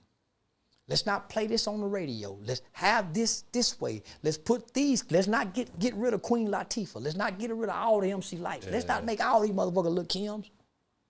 God damn. Sister Soldier. Man, let's make some more of them. So that's all she was doing. And then they made us believe that she was bought out by the industry. She wasn't, homie. Right. She took what she can get to make the changes that she can make. Just like every other person that's trying to help in the community, homie, they take what they can get to try to make the changes they can make. Other than that, nigga, the changes won't get made. Right. Again, this is a notice for everybody watching. Landon, if they didn't hit the like button by now, if they didn't share this, because we could see that shit, just so y'all know, right? If they ain't share it, they ain't like it, they ain't subscribe, kick them off. Get them the fuck out of here. The late, great Nipsey Hussle say, if you not congratulating, you hating. Yeah. Now Nipsey Hussle's like my favorite. How you feel about Nipsey in real life? Yeah, I love Earmus. Yeah, Nip got Earmus took out. Okay. Yeah, homie, they don't call him Nipsey over in that country because his name have a meaning. Nip was a Rolling 60 Crip. Yeah. Earmus was a scholar. Yeah, he was heaven sent in such a short time. So I ain't know the nigga music, homie, till after he died. Oh shit. Yeah, nigga, I just moved back from LA. A lot of folks. That's the case. That's somebody who motivated me throughout my my 20s. Like Tupac did for me. When you listen to his lyrics, homie, nigga, he motivated me today. Pac, or you're talking about Nip? Nip, nigga. Yeah. Nip was a spirit of Pac. By way of a teaching rapper.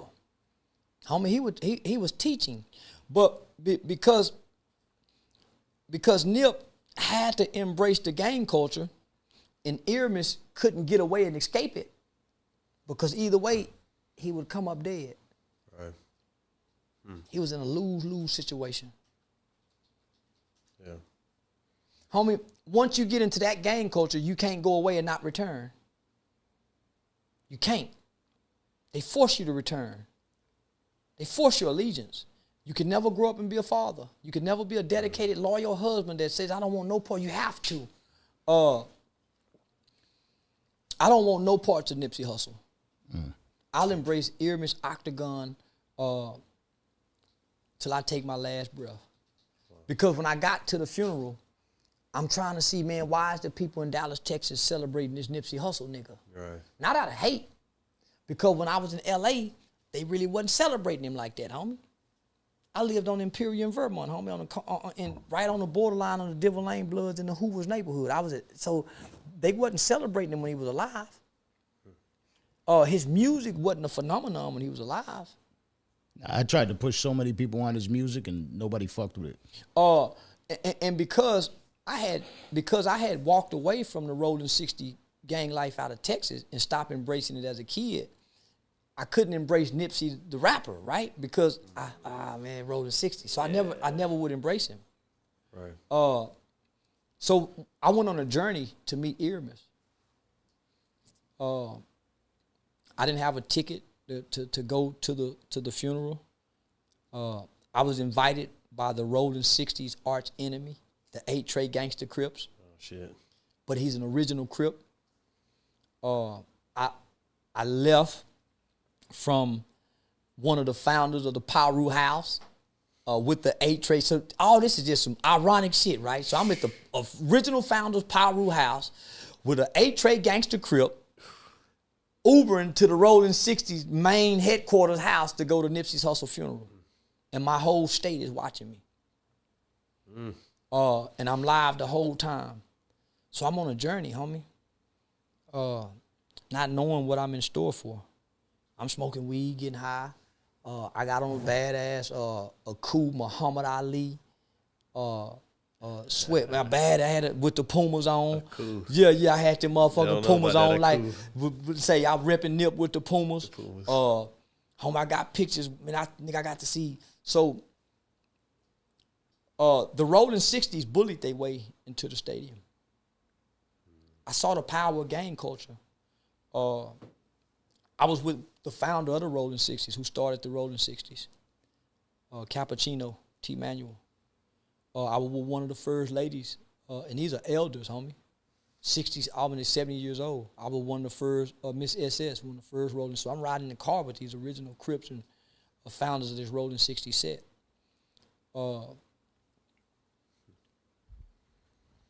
They bullied their way in. What they say, go. Get out. So I had never seen a Bentley truck before. That's the first time I saw a Bentley truck. Next thing you know, there go Puffy. So we in arm's reach of these people, and these are gangsters. Man, park the car over there so nobody tells them what to do. So I saw the power of something. I seen everything from every celebrity you can think of. So I'm on the floor with these people. I sit catty corner, so you got in front of the casket right there. I'm sitting catty corner on the floor, so I can see people's faces. We're in a big arena, Staples Center. Yep. Niggas lit up like a concert, but it's a casket down there. Yeah. It's a dead body in this motherfucker. Crazy. I'm from the South, so this is a little different for me, nigga. You know, they playing his song, his album, the whole Victory Lap. So the cussing, the music, it's like being at a concert. Everybody smoking weed, the lights up. When Anthony Hamilton sung his song, when Lauren London spoke, Stevie Wonder sung and spoke, Minister Farrakhan spoke, Snoop Dogg, so many people spoke. But when that 7-year-old kid, nigga, Black Sam probably had the most heartfelt speech. Okay. Because he was more visibly shaken. Him and Lauren London had the two most heartfelt speeches. But she introduced the man, Earmus, not Nip. He can talk about the musical content. She talked about what kind of man he was that you see what I'm saying? Right. So, nigga, that was a whole different picture painted. Right. Because I had never heard the music. So I'm going off what these people, you see what I'm saying? Yeah, different. Ain't nobody saying Nip but Black Sam. The father spoke. But nigga, when that 7-year-old kid got up there and said, last night, Earmus came to me in a dream, and he was in heaven. Nigga, I said, I put that, man, what the fuck? Nigga, I ain't no dumb nigga. How can a kid articulate this? Right. This motherfucker ain't up there lying. That shit just gave me chills. Woo. Yeah. Last night. Go watch it, homies. It's everywhere. I remember it, yeah. So, and then he gave a vivid, detailed description of the conversation with Earmus. He said, what's up, killer? He called me killer. Told me that. I said, man, nigga, I was rocked. I've been body rocked since. So I pay attention to children, because, nigga, that's who God's speaking through. He can't talk to an adult. The preacher can't get that kind of message to people like that kid did. Earmus didn't visit nobody else but that kid. So, nigga, I left with Earmus, nigga. So it was easy to say what I said and what I've been saying. Nigga, because I understand how the country feels about this kid and where he's from. They hold him to high regards, and they don't put him on the level of a rapper. Nip keeps him on the shelf as a rapper. But nigga, if we say his whole name and learn his name, he'll be in the history books. They'll write about him forever. He'll be a great poet instead of a Rolling 60 Crip who rap. Even the name is just strong. That's why they give us names. That's why they think about the name to give it. Man, I'm gonna name him such. And that's why your name is given so much consideration, nigga. And you wanna change it to a street name that you, come on, man. Yeah, so now, homie, y'all getting the real me. Y'all ain't getting the character. Come on. Yeah, y'all getting the real me. That's what we aim to do over here at the Danza Project. We don't like to do the, and people hate us for it. Because they want us to pull that out of people, but I don't care about that shit, to be honest with you. Now, you have a lot of content that comes with you. Well, we can go viral right now if y'all ask the wrong questions and put a nigga in that character mode. We gonna give them what they want. Right. But I ended a great business relationship with somebody because of that. Really? They paid me for something and I delivered. Is this about the Tony the Closer? Nah, the Queen Priscilla. Okay. I'm not familiar with who that is. Yeah, I'm just giving her an alley hoop, but no, but I had done a great interview with them, and it was kind of like the DJU interview. It was too positive for their audience, right? Because it would have presented me in a whole different light. So I could tell they wanted the character, and I didn't want to give it to them. But they paid. They wanted it. Right, so, right. So I delivered, and I was planning to do more, but they want the character, homie, and it's too much substance in the man. Yeah, that's why I transitioned into comedy, and so I can get offline. The character stay online. Yeah, nigga, Charleston on stage with stand-up comedic content. Yeah. So at this point, people pay for the character. Right. Very few people want the man. I think it's cooler, like you were saying, the difference between Nipsey and what was it, Ermias? Yeah. And Ermias. I think being able to see that different side of Charleston White, being able to get to know Blue, is actually cool as fuck to me. Yeah. Like even the boy 6ix9ine, like you were saying. One thing, because at one point we had an opportunity to get him up here and it didn't work out, but his point was every time you do an interview, you're 6ix9ine. You've never done an interview as Daniel. Every time you do an interview, you got weave in your hair. Yep. And you giving out bags and you doing the whole show. But what if you had the opportunity to actually be Daniel and really show people who you are and why you are the way you are and so on and so forth? Wouldn't that be dope? Wouldn't that be gold? I think for people like him, that scares him away. It would. Yeah. He ain't strong as a man yet. If he come out that character, he got to go back to little boy Daniel. Right. He gonna lose more than. Yeah.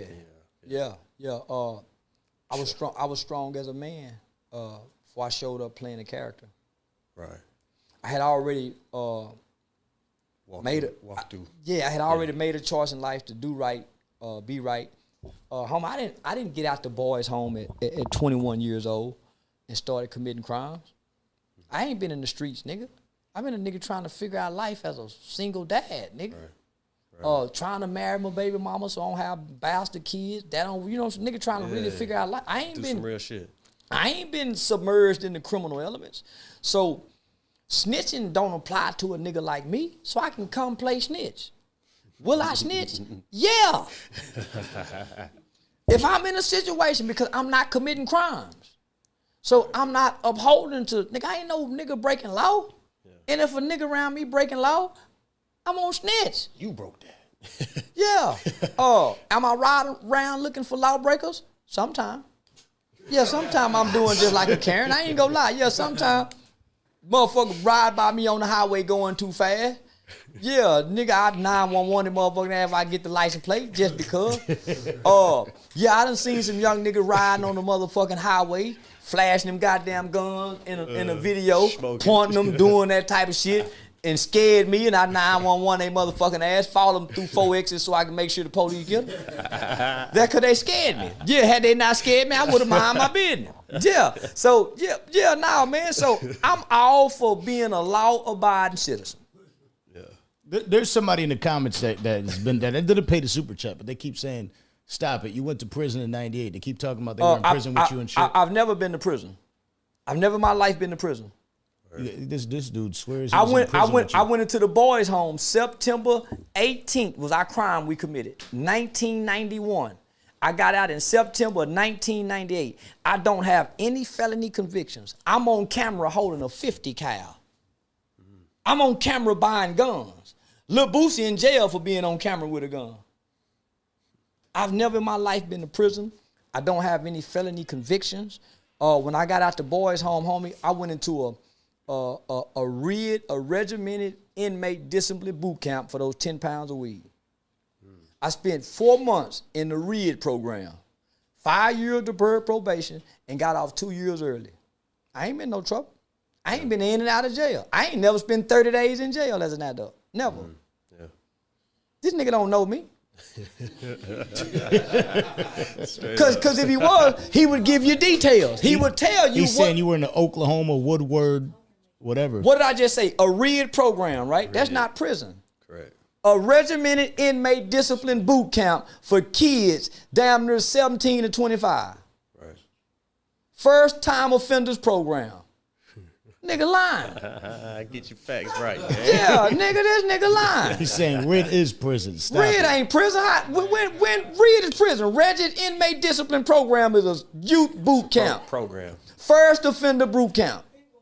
Yeah, this ain't no motherfucking prison. Yeah, now he won't. day. You know what? He been lying, telling people he been to prison and was at that goddamn boot camp. I know Charleston. Niggas say, listen, you know what they had us? They had us on a prison yard, section off away from the prisoners. No contact, no nothing. We was in our own little world in a 1, 2, 3 little camp station, away from the prison in a real boot camp environment with Marine sergeants. This nigga, he done been lying, telling people he been to prison. He ain't been to prison. Yeah, nigga ain't been no motherfucking prison.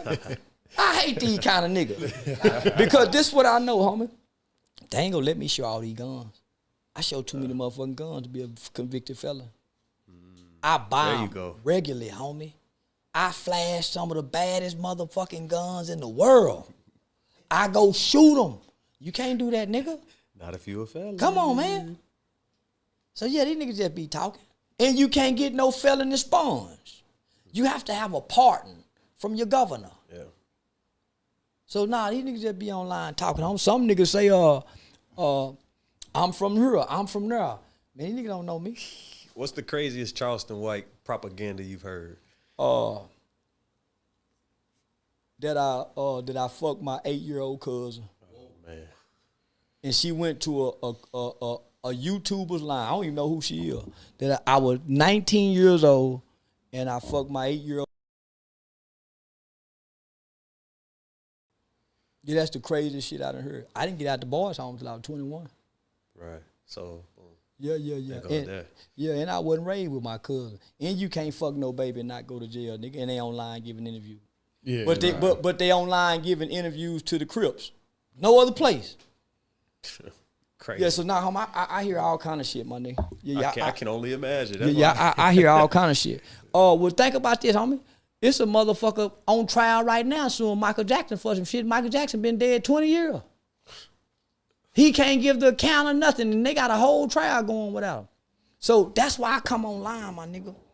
I want to be the nigga that come online and play whatever I want to play.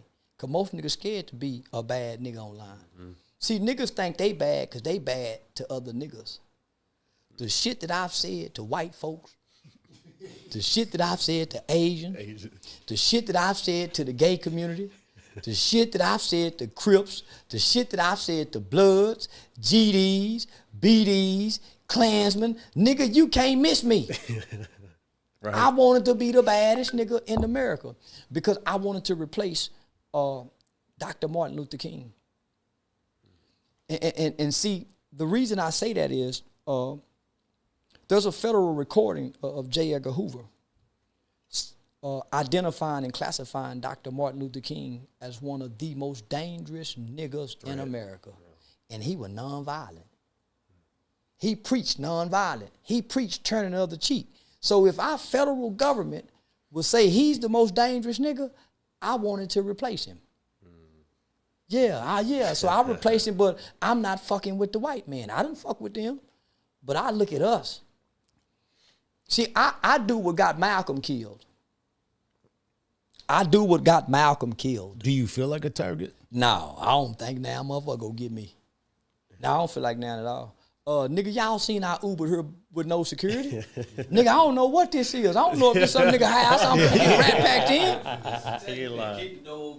Yeah, nigga, y'all don't know what's, nigga, I'm finna come through it. Man, ain't nobody gave me what y'all look like or nothing. I don't know nothing. I just come, I tell these niggas, they can book me for the killing. I show up for the killing. Stop, man. Nah, don't put that. Nigga, I'm not lying, but you gotta pay to get me.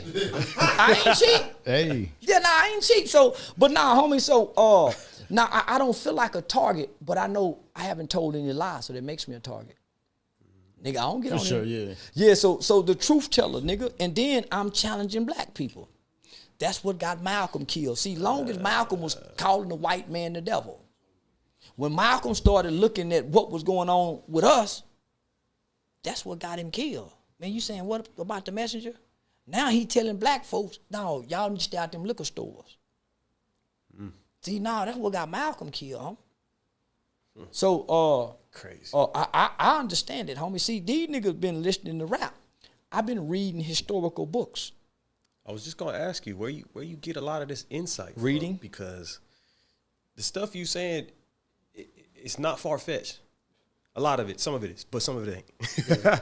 a lot of the shit that you stand on is not far-fetched. Oh, man, if you know the history of this country, you would understand the things that I'm saying are not far-fetched. It wasn't too long ago, homie. Niggas was hanging from trees. And there was groups of white people standing around them smiling, taking pictures. Those people still alive. So it ain't. Homie, when you think about these niggas really killing people, then going to the studio and put all the clues and the codes in the songs, what I'm saying ain't far-fetched. Yeah. There happened, how many niggas killed FBG Duck and then went and put all the clues in the song to help the feds solve the murder? Word for word. Not just them rappers, the young niggas doing it too. So, nigga, I done brought us to us. I brought us to us, nigga, in a character. Fuck you, dumbass. That's how niggas talk. Niggas ain't respectful. We're some of the most disrespectful people in our own communities, my nigga.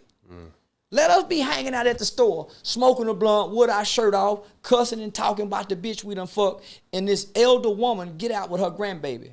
We ain't gonna change our topic. Ain't no nigga say, man, this woman finna get out. Ain't no nigga go jump to open the door and say, excuse me, ma'am. When she come out with the bags, and we see her going up the stairs, and she keep going back and forward. Nigga, we ain't gonna help her. I don't give a fuck about her.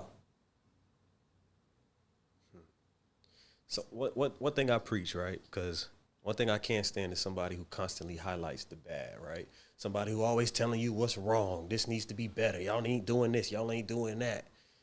If you could have for some type of solution to the youth and the problems and the fact that people just don't have that capability. They have to die and go to prison. Nothing else is going to teach them. I ask black people all the time, you tell me something good about us in the last 40, 50 years that we can be proud of and take to the ancestors. We've gone backwards compared to where they moved forward to get us here. What have black people done in the last 50 years that they can stand up in the world and say, yeah, we proud, black and proud. We ain't got nothing we can be proud of, homie. I can't think of nothing good black people do today besides play sports. And they play that for white folks good. We ain't good no more. It's some individual good people, but collectively, nigga, we fucked up. Yeah. Tainted. Poisoned. And we cannot keep continuing making babies, nigga. This group have to be destroyed, nigga. Yeah. We have to be wiped out, homie. Because of the hearts of this group of black people, homie. We too hateful. We don't even love each other. We don't like white people. We don't like nobody. We have become the new slave master. The white boy used to be mean to everybody. When you look at the old movies, when the white man go to everybody's establishment, what do? He complains, hey, get in here, get me a waitress. Knock his drink on the table, spill shit, unruly. That's us now, my nigga. Every establishment we go in, we just like that white boy used to be. And they are starting to be like our ancestors. The quiet ones sitting back looking. Our ancestors used to didn't talk in public. They didn't want to be noticed by white people. We want to be noticed by white people. Yeah, there's no way that white party that them niggas went to that they are supposed to allow them images to be sent out to us, homie.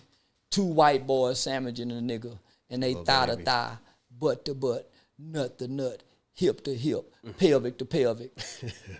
Yo, shout out Big K in the building. I don't know if you know who Big K is. I don't know who that is. Right now, that's the most phenomenal battle rapper in the world. Already, man. He said he's got 3 rounds of fire for you. Oh, I don't even know what that is. 3 rounds of that battle rap ring. Yeah, I think all rappers are dumb. Yeah, I think any nigga that can make rhyme and go together is not intelligent. They can't teach a class nowhere, and all them niggas can't talk loud in the house. So I don't get no rapping nigga no time. God damn. Yeah, now I think all rapping niggas stupid and dumb. That's how they can make their words rhyme, because intelligent people can't do that. Intelligent people cannot concoct words and make them rhyme together. They can't. Albert Einstein couldn't do it. Bernie Madoff couldn't do it. No people who can really think can really make noise. I can't let you slander my goddamn K like that. I think all rappers are dumb, my nigga. Look, show me one that's smart somewhere other than Jay-Z, but he had to cross his partner to get where he at. Jay-Z intelligence didn't get him now. Dame Dash intelligence got them there, and he played the backroom deal. So I don't think rappers are intelligent, homie. They some of the most. If you was to take the rapper and stood them all amongst the world's strongest man, you would see they the world's weakest man. They can't fix nothing. They don't lead good in the households. They're not good fathers. See, I don't spend my time with a nigga that can rap, my nigga. I'm daddy at the house. I'm Mr. Charleston in the community. If I get mad and say something online, nigga, the mayor and them go call me. Did you have a rap history? Never. I've never tried to rap, never wanted to be a rapper. I've always admired them because I thought they were sharp, only to realize they the dumbest motherfucking niggas in the group. They dumber than the janitor because none of them do nothing with what they got. Nigga, rapping is for a nigga just like dribbling basketball that won't never make it to the NBA. Just dribble the ball for the rest of your life, nigga. It's a hobby. So I'm not into a nigga that think he can turn his hobby into a career. Homie, I'm a thinker. Rappers ain't thinkers. Nowhere in our history have these niggas been thinkers. I'm a thinking man. I like to read books. Nigga, when I was locked up and them niggas was slamming domino, nigga, I was reading Danielle Steele love novels. Nigga, I went to college to try to become a lawyer at Texas Wesleyan University as a pre-law student. 83 credit hours toward a bachelor's degree. I'm in a pre-law program and just dropped out to go start a youth organization that's highly recommended to all 254 counties throughout my state. The old niggas taught me the rapping mind is a dumb mind. The gang banging mind is a dumb mind. The football playing is a dumb mind. The basketball playing is a dumb mind. The spades player is a dumb mind. All them niggas is the dumb minds. So we don't entertain them niggas' minds because none of them have the business mind. Didn't you hear all I created from just talking on Android? These niggas ain't got, they been rapping forever. So you are an Android fan, not iPhone? No, they shamed me to get an iPhone, but I got Android. I got 3 iPhones and 1 Android. Yeah, I got that. So they shamed me. So I've been taught by the old niggas not to respect these minds. Yeah. These are the dumbest minds in our race. They not the scientists. They not the builders. They not the creators. They can't produce nothing. They can't manufacture anything. They don't know how to get to the United Nations. Nigga, I know how to get to the United Nations. Why you think I talk nigga nation talk? I got a flag. Yeah. I'm playing past the rap niggas. They still in their feelings because they like rapping. I like talking. It's the difference. You can listen to me forever. You got to skip at least 2 or 3 of their songs. Facts. Yeah, so I ain't being disrespectful. I just don't entertain rap niggas. I don't take them serious. I hear you. So something that you said earlier that I wanted to go back on, you were talking about the minds of these 12-year-olds and how they're not developed yet, and you know they got all this criminal activity, but they're not ready to be sentenced yet. What do you think about the 12-year-olds and the kids that are even younger that they're allowing to transition with the transgender community? Shout out to Florida governor. He's the only politician. Him and Donald Trump. 2 of the only politicians that's saying they will enact an executive order to make it illegal for children to transition under this age. Wow. You don't know who you want to be at 12. Yeah, you don't know because Yeah, you still want to be Ninja Turtles and shit. Yeah. So normally, most gay kids, somebody living through them. Somebody living through these gay kids. They ain't gay. They don't know what they like, because you can't form a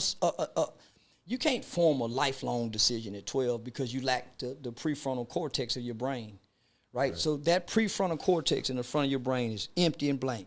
So if you ask that motherfucker, hey, you like boys? You don't know. Right. As it starts to grow, you can start to logically. Once it connects, you can definitely say, yeah, I like this.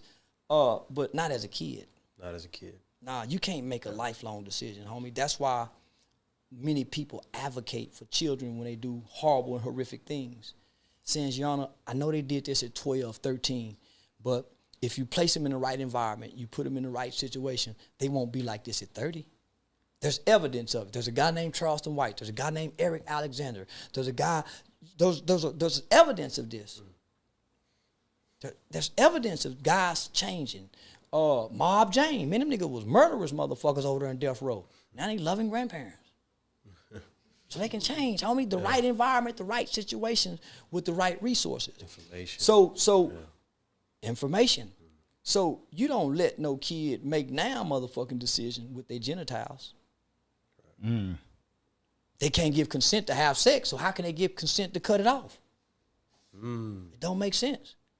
So that's somebody want to live through children. You know, like the daddy who couldn't make it to the league, forcing his son to play football all his life, and he grew up, nigga, to play the violin. Daddy hurt like a motherfucker.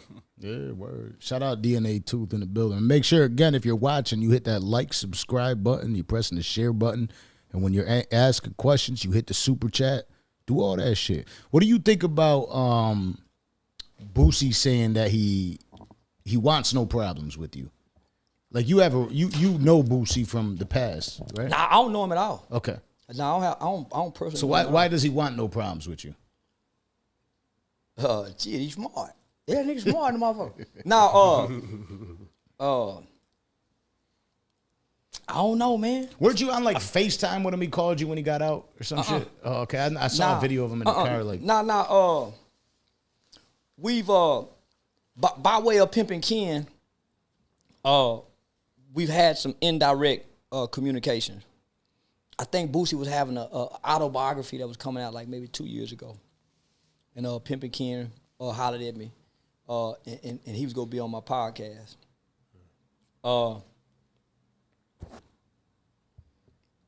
The situation happened with this fight. My people reached out to his people. We talked. Me and him didn't talk directly, but, you know, he listened. He didn't know if he was being recorded. So you can kind of tell he was real kind of, his homeboys feel like I called the police on Tootie when he got arrested in Austin. And I'm saying, man, I don't even know that nigga was in Austin. Yeah, nigga can't call the police in 2 different cities. And the police, that just don't work like that. Yeah, nah. So, that's a prank call as far as anybody. Man, Boosie know that I got law enforcement connection. He know that. He know I'm cool with them people out there in Atlanta in the Fulton County. He know that. Yeah, he know I'm a big fan of Miss Fannie Willis. And they tune in to me. So he know that. Any rapper that's in tune and involved with the streets from his standpoint would be smart just to ignore me, homie. Because, nigga, I really got law enforcement friend. The police really watch my shit. Homie, listen, the FBI really stopped me one day riding. Shit. After I bought that 50 cal. I got a real motherfucking, I'm one of the only niggas in North Texas got a 50 cal. Some shit, nigga. Yeah, that's some real shit right there. But somebody had made a call after that DJ Academic shit and said that I had like 3 Asian bitches kidnapped and held hostage. That sound like a joke. It was, but they got to take it serious, nigga, because when they look on my Facebook page, I got them. And then that day I had been pulling out all the guns and showing them. I had went into character real tough on that motherfucker. They stopped me, homie. What's strange about that whole, I won't call it a relationship, I guess, whatever you exchange if you want. I feel like y'all could be cool. I feel like y'all could be friends. Who? You and Boosie. Yeah, we can. You know what I'm saying? Yeah, we can. I've been trying to be his friend. He don't want to be my friend. You know, I'm like the little girl that like you picking on you because I like you. Yeah, nah, homie. I was a little disappointed, homie, because I thought he was more of a thoroughbred than what we see at times. Yeah. So I always said, man, Boosie should have stayed off the internet, nigga. That nigga would have been, he would have been more mythical. Same with J Prince. They should have never got on the internet, homie. They just should have stayed back. Nah, man. So now I really fuck with him, homie. I fuck with his lyrics, so I'm really just fucking with him. Yeah. And I done sent him video and let him know, nah, nigga, I'm just fucking with you, nigga. We got some mutual friends. Shout out to Wayne Grimes. So now we got some mutual friends, homie, and everybody tell him now, but because the position he take from the streets, he can't cross over here and fuck with a nigga that say he called the police and snitching. And I've said, out of my youth advocacy, homie, I've said some things that probably emotionally have affected him behind Marlo Mike. Okay. That's a real sensitive subject with him. Yeah, cause So now, because that never goes away. So here I am online talking, nigga. That never goes away. Yeah. So, yeah. Yeah. Say less. Yeah, I'm talking around it, but yeah. So there's a lot of crazy shit that goes on in the industry, especially lately. And what do you think about, because we've lost a lot of phenomenal artists in the industry. I know you say you don't like rappers, but what do you? I like rap music. Okay. I don't get into the rappers themselves. Yeah, I've been watching your lives and shit. I forgot you were listening to somebody on the plane the other day. Yeah, I listen to rap music, but I don't get it because I know their characters. There was a time when they had platforms like these. And that's why I'm so relaxed. And I'm not in such a rush to end this interview. Appreciate that, by the way. I really want to make it last as long as because not often do platforms allow the character to come introduce the man. That's what Yo MTV Raps was good for with Fab Five Freddy. Yeah, show you. You know what's crazy is we used to be hated for this. You know what I'm saying? For real? Yeah, because they didn't like it. They're like, oh, well, you're not asking the right questions. I'm like, but I want to know. You want to know the man. I come in here and I sit down and like I've built my own empire. You got a nice motherfucker too. I appreciate you. Yeah. So I've built my own empire, my own life, and when I sit down, I'm trying to learn the person. Yeah. Because what you do is clearly inspirational. Whether people hate you or love you doesn't really matter. You got a voice. You use that voice and you're speaking to the people and you're able to have that reach, right? These are things that I want to learn, I want to understand. And when I sit in here, that's how you sell the next album, though. But if them niggas did that, that's how you keep selling your next album, right? One of the greatest games T.K. Kirkland told me, man, is don't rush out there to go be funny. Man, go introduce yourself to the people. Tell them how you got here. Tell them you just get started. That way it don't make it so hard to be a comedian. Yeah, right. They get to grow with you now. Now your fans get to know you. Yeah. So I learned that concept because when you look at American Idol, when you look at The Voice, when you look at all these America's Next Got Talent. Yeah. Talent shows. When you look at all these talent shows and they put the talent up there, when they get us down to the last 10, 12 people, they take you back to their hometowns. Tell you how they are, how they got started. And that's what make you vote for them. Right. Because now they coming out of the character. So after every performance, they start talking to the person. What do you think about that? Oh, I was nervous. Now you buying into the person, the concept. They used to do that, homie. That's why studio gangsters wasn't shamed.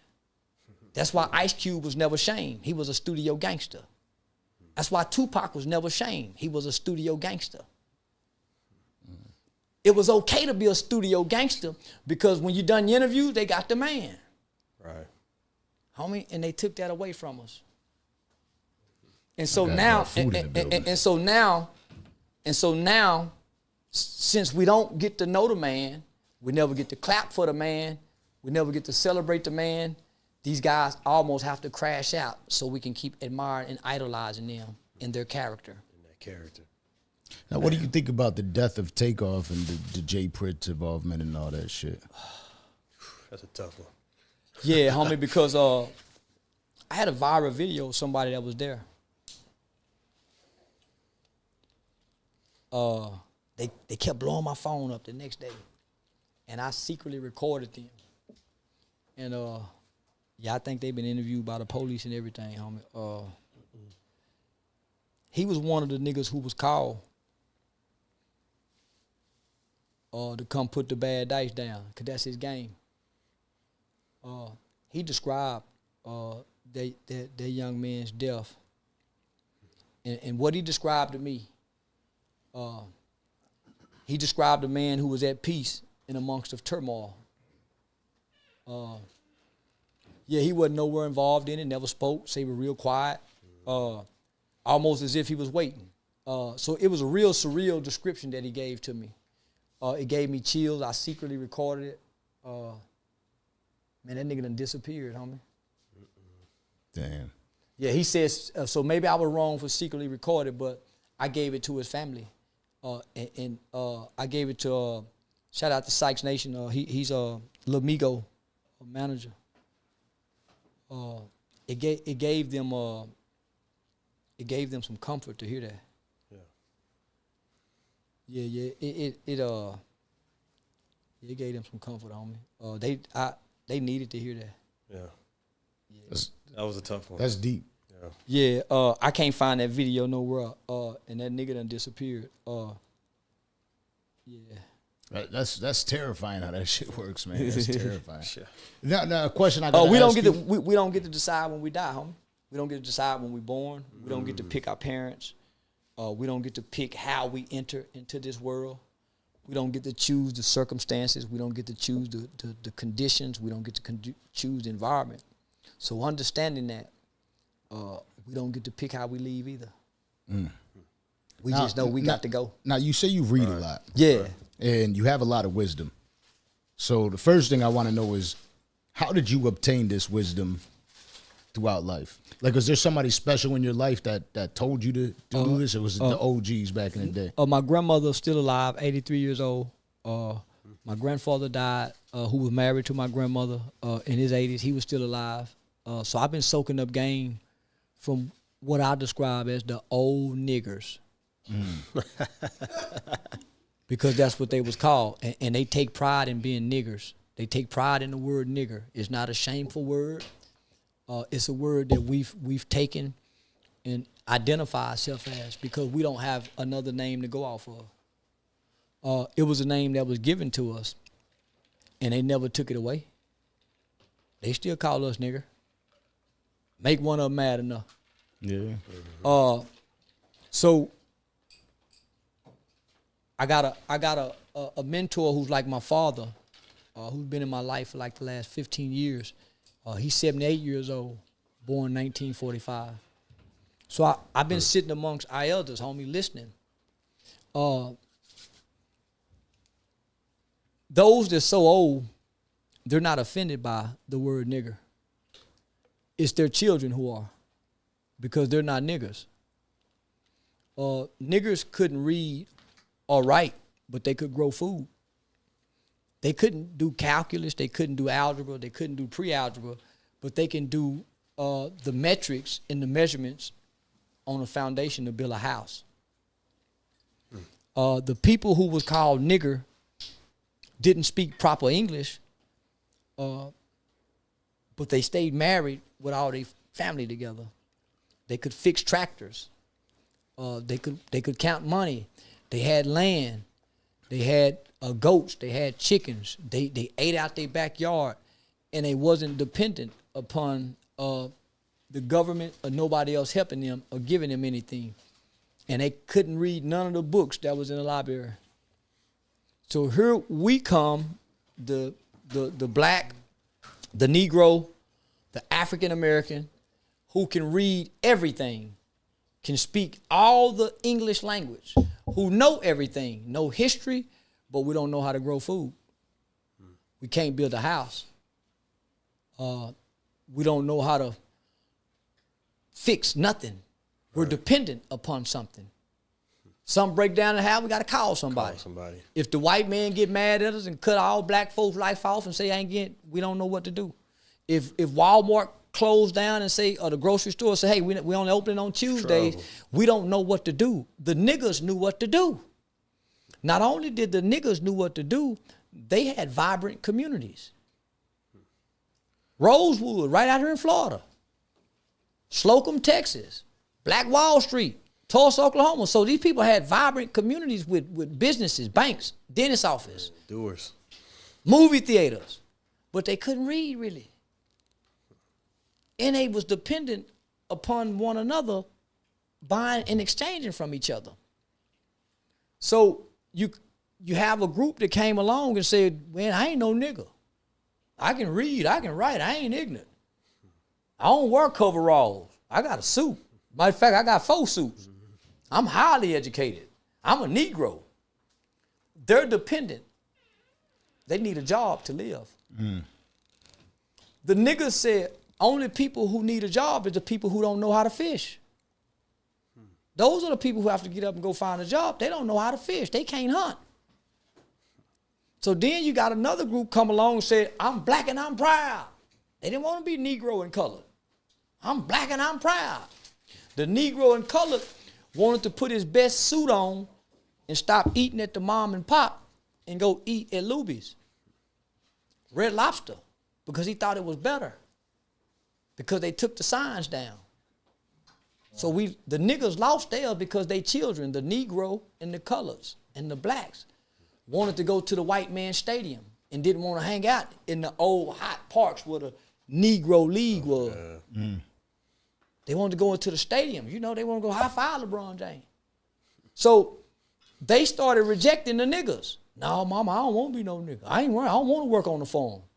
I'm going to sell the land and move to the city. So the niggas lost everything because of their Negro and colored children. Here come the blacks and the African Americans. What we do, we start rejecting the Negroes, that Dr. King shit, that civil rights shit, fighting for rights. Man, we got enough rights. We stopped fighting for rights. So we start rejecting them. We start saying, oh, that Jesus you got on the wall, oh, that's the white man Jesus. But it worked for them. Everything that the people had before us worked for them. It got their motherfucking ass out of slavery. Whatever God they were praying to, it finally got their ass out of slavery. Then it come along, whatever God they were praying to got them some rights. Now all of us have our own gods. We ain't got a goddamn thing. We Hebrew, we Muslim, we did. We ain't got nothing. But all of them had the same God down there. So here come, after the black and I'm proud, what we got? The real niggas, the street niggas, the gangster niggas, the hip hop niggas, the gang niggas. So now, what are black and I'm proud? So now, nigga, we rejecting everything before us. Yeah. What you think coming after us, nigga? When we seeing these 10-year-old little kings shooting dice. What y'all think coming after us? Yeah. And we ain't got nothing to correct nothing. What's coming after us, my nigga? Some people, they have to be enslaved. Damn. Because they're already digital slaves. They're online every day not making no money. You are a digital slave. We are making money off your time and your energy rather than the backs of your labor. Everybody is. And everything is going to technology. So when the AI come in, what you think you're going to be? Just a nigga looking as a slave, not making no money because the AI is going to be making money. All the people at Walmart been fired because they got the check-in, check-outs. Yep. But you go be on your phone. Why you think so many platforms are starting to monetize and pay now? Content creation. Snapchat is finna start paying content creation. Yeah. Nigga, they starting to put content creation in schools and trade schools next to barbering and hairstyling. No way. What? Huh. Yo, do y'all hear the gems that are being dropped tonight? If y'all aren't hitting that like button, the subscribe button. See, they want the character, man. No, they want to fuss and cuss.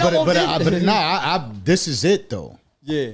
You know what I mean? For me, this is it. This is what it's all about. Yes, sir. I feel like if we could educate the youth, if we could educate people in general, if we could speak to people in general so they stop thinking that it's all a gimmick, is what's most important for me. Let me just say this. It's not that I don't want to educate them. I know we got to do more than just educate them to change the we're not trying to stop nothing because we can't stop it, but we can change the trajectory of it. Yeah. Because we changed the trajectory with this music, right? So, listen, we cannot stop the ones that got to go to prison because of the home life, where they became, how they were raised and where they was raised. But what we can do, niggas like me and you, when we meet these little niggas, for however long we got these little niggas that's gonna see us and fuck with them, we show them the best of us. We show them the best of us so you can equip them for this journey. Empower them, nigga. Because there's some things they're going to need to make it out of prison and still come back with the good mind that I done helped save by teaching you what's right and wrong, my nigga. I can't stop it. I don't know what you done been through, little homie. So what I'm going to do is, nigga, I'm going to help equip you for this journey. It's just like a soldier, warrior. You nigga, make sure you got the right boots. He got his canteen to put his water in. He got his equip the young nigga, my nigga. Right. Teach him right from wrong. Do people reach out to you in an attempt to join that kind of effort? All the time. And I do. Every city I go to, I work with children. I say that because a lot of people would be scared to, just because of the criticism and all the other stuff that comes with co-signing Mr. White, right? Well, I do a lot in the communities. The real boots on the ground, people get it. Yeah, the real boots on the ground, people get it. The people that work from afar is a little hesitant. I just lost a big contract about a month ago with San Bernardino County Probation Department. I had landed a huge contract, homie, to teach and train at their juvenile facilities. But because of the internet persona and the character that I play from day to day, I lost that contract. And it broke my heart. Yeah. Because then I started thinking, it ain't worth it. And then I went to sleep and had a vision and said it is worth it. Because I have one of the largest youth audiences in America. Wow. Yeah, I have, because of Say Cheese TV, homie, I have one of the largest youth audiences in America. That's why I'm so big on TikTok. Right. So, I sacrifice a lot working with government agencies to go in and teach and train juvenile county probation departments. But it also, because I sacrificed that, in return, I gain the hearts and the ears and the minds of our youth. Yeah, homie, I do a lot of public speaking still. I get invited to the events where the mothers have buried their sons. I get invited to the Stop the Violence rally. So those people aren't afraid. It's only the hip-hop community, those that embrace the hip-hop culture, they're more reluctant and hesitant to invite me. But from a community standpoint, I partner with different city mayor's offices. Yeah, because most people can see past the persona if you listen long enough. That's what it is. Yeah. More people need to meet you, man. I don't know if I've ever seen an episode or a podcast where people gave Charleston White their flowers for speaking up on a lot of this shit. Yeah. But I think it needs to happen. It needs to be more of a common thing. And I don't want to cut your money short because, you know. This what I'm learning. That's how you stay in this game a long time, homie. Yeah. You have to come from behind the character and let your people know who this man is. Because if we would have had platforms like these, R. Kelly wouldn't have got away this long. Hello. If we would have had platforms like what we got right here, there's no way he could have operated this long. Right. Because he would have had to come from behind this character that was playing good. Piper. Come on, homie. So crazy. That's what made Ali great. Yeah. That's what made Ali great, homie. Because he had to come from behind who Cassius Clay was and not go into the military. He used to walk his kids to school. The people used to touch him. Yeah. He was, yeah. It changed everything. Yeah. And even somebody who's a little bit more current, Andrew Tate. Come on, home. At first glance, even I was like, I don't know about this guy because he was saying some controversial shit. He was shaking up the room. I hated that son of a bitch. But come to find out, the more you hear him speak, the more you get to know what the fuck he's really trying to tell people. I just started to listen to him 2 months ago, homie. I never heard no speech. I would hear people say things about him. I watched 5 Kevin Samuels videos. I became great friends with one of his best friends, which is Anton Daniels. So he and I became great friends. Y'all got to get him on the podcast. Sure. But just maybe 3 days ago, I heard a Andrew Tate video, and that nigga rocked my soul. Said some shit. Yeah, man. Yeah, that nigga rocked my soul. Yeah. He. So that's my mind, my will, and my emotions. So he had all 3 of those elements with his words. And he didn't start out like that, is what I'm saying. I didn't start out like this either, homie. I was frustrated. I was wanting to hate black people because of our conditions. You know how so many black women that really want to hate black men? Oh, yeah. Because of what black men have done and what they've seen done. So they want to hate, homie. I get it. But because I never learned how to hate and I was never taught hate, I could never develop it. So I would express it. Hateful shit. Man, I hate you. But I could never tap into it. And because I couldn't, I would secretly pray in the shower and say, God, don't let my heart be hardened toward my own people. Yeah, that's deep. Yeah, I wanted to hate black. I wanted to sell out, nigga. I swear I did, homie. But I didn't know how. And so the old niggas from the streets, they called me up and said, man, I've been watching you. And these kids over here in Stop 6 is not no swimming pool. They don't have a playground. They don't have nowhere to get wet. They don't have nothing. Their fingernails dirty. He said, I went and met with him that day. And I told him, I said, Pops, I had just got through reading the 5 principles of the Black Panther Party. And so all that was in my brain. And one of the concepts that Huey P. Newton, one of the formulas, homie, that you can go to any hood and gain leverage is feed, clothe, educate. Okay. That's how you catch them. That's how the white man catch them before you hang them. Feed, clothe, educate. Educate. Because the catching come before the hanging. So that's how I caught my people, homie. I showed up in the hood after the old man made out a cry and told me what the hood needed. And he the godfather to us. He the minister. Yeah.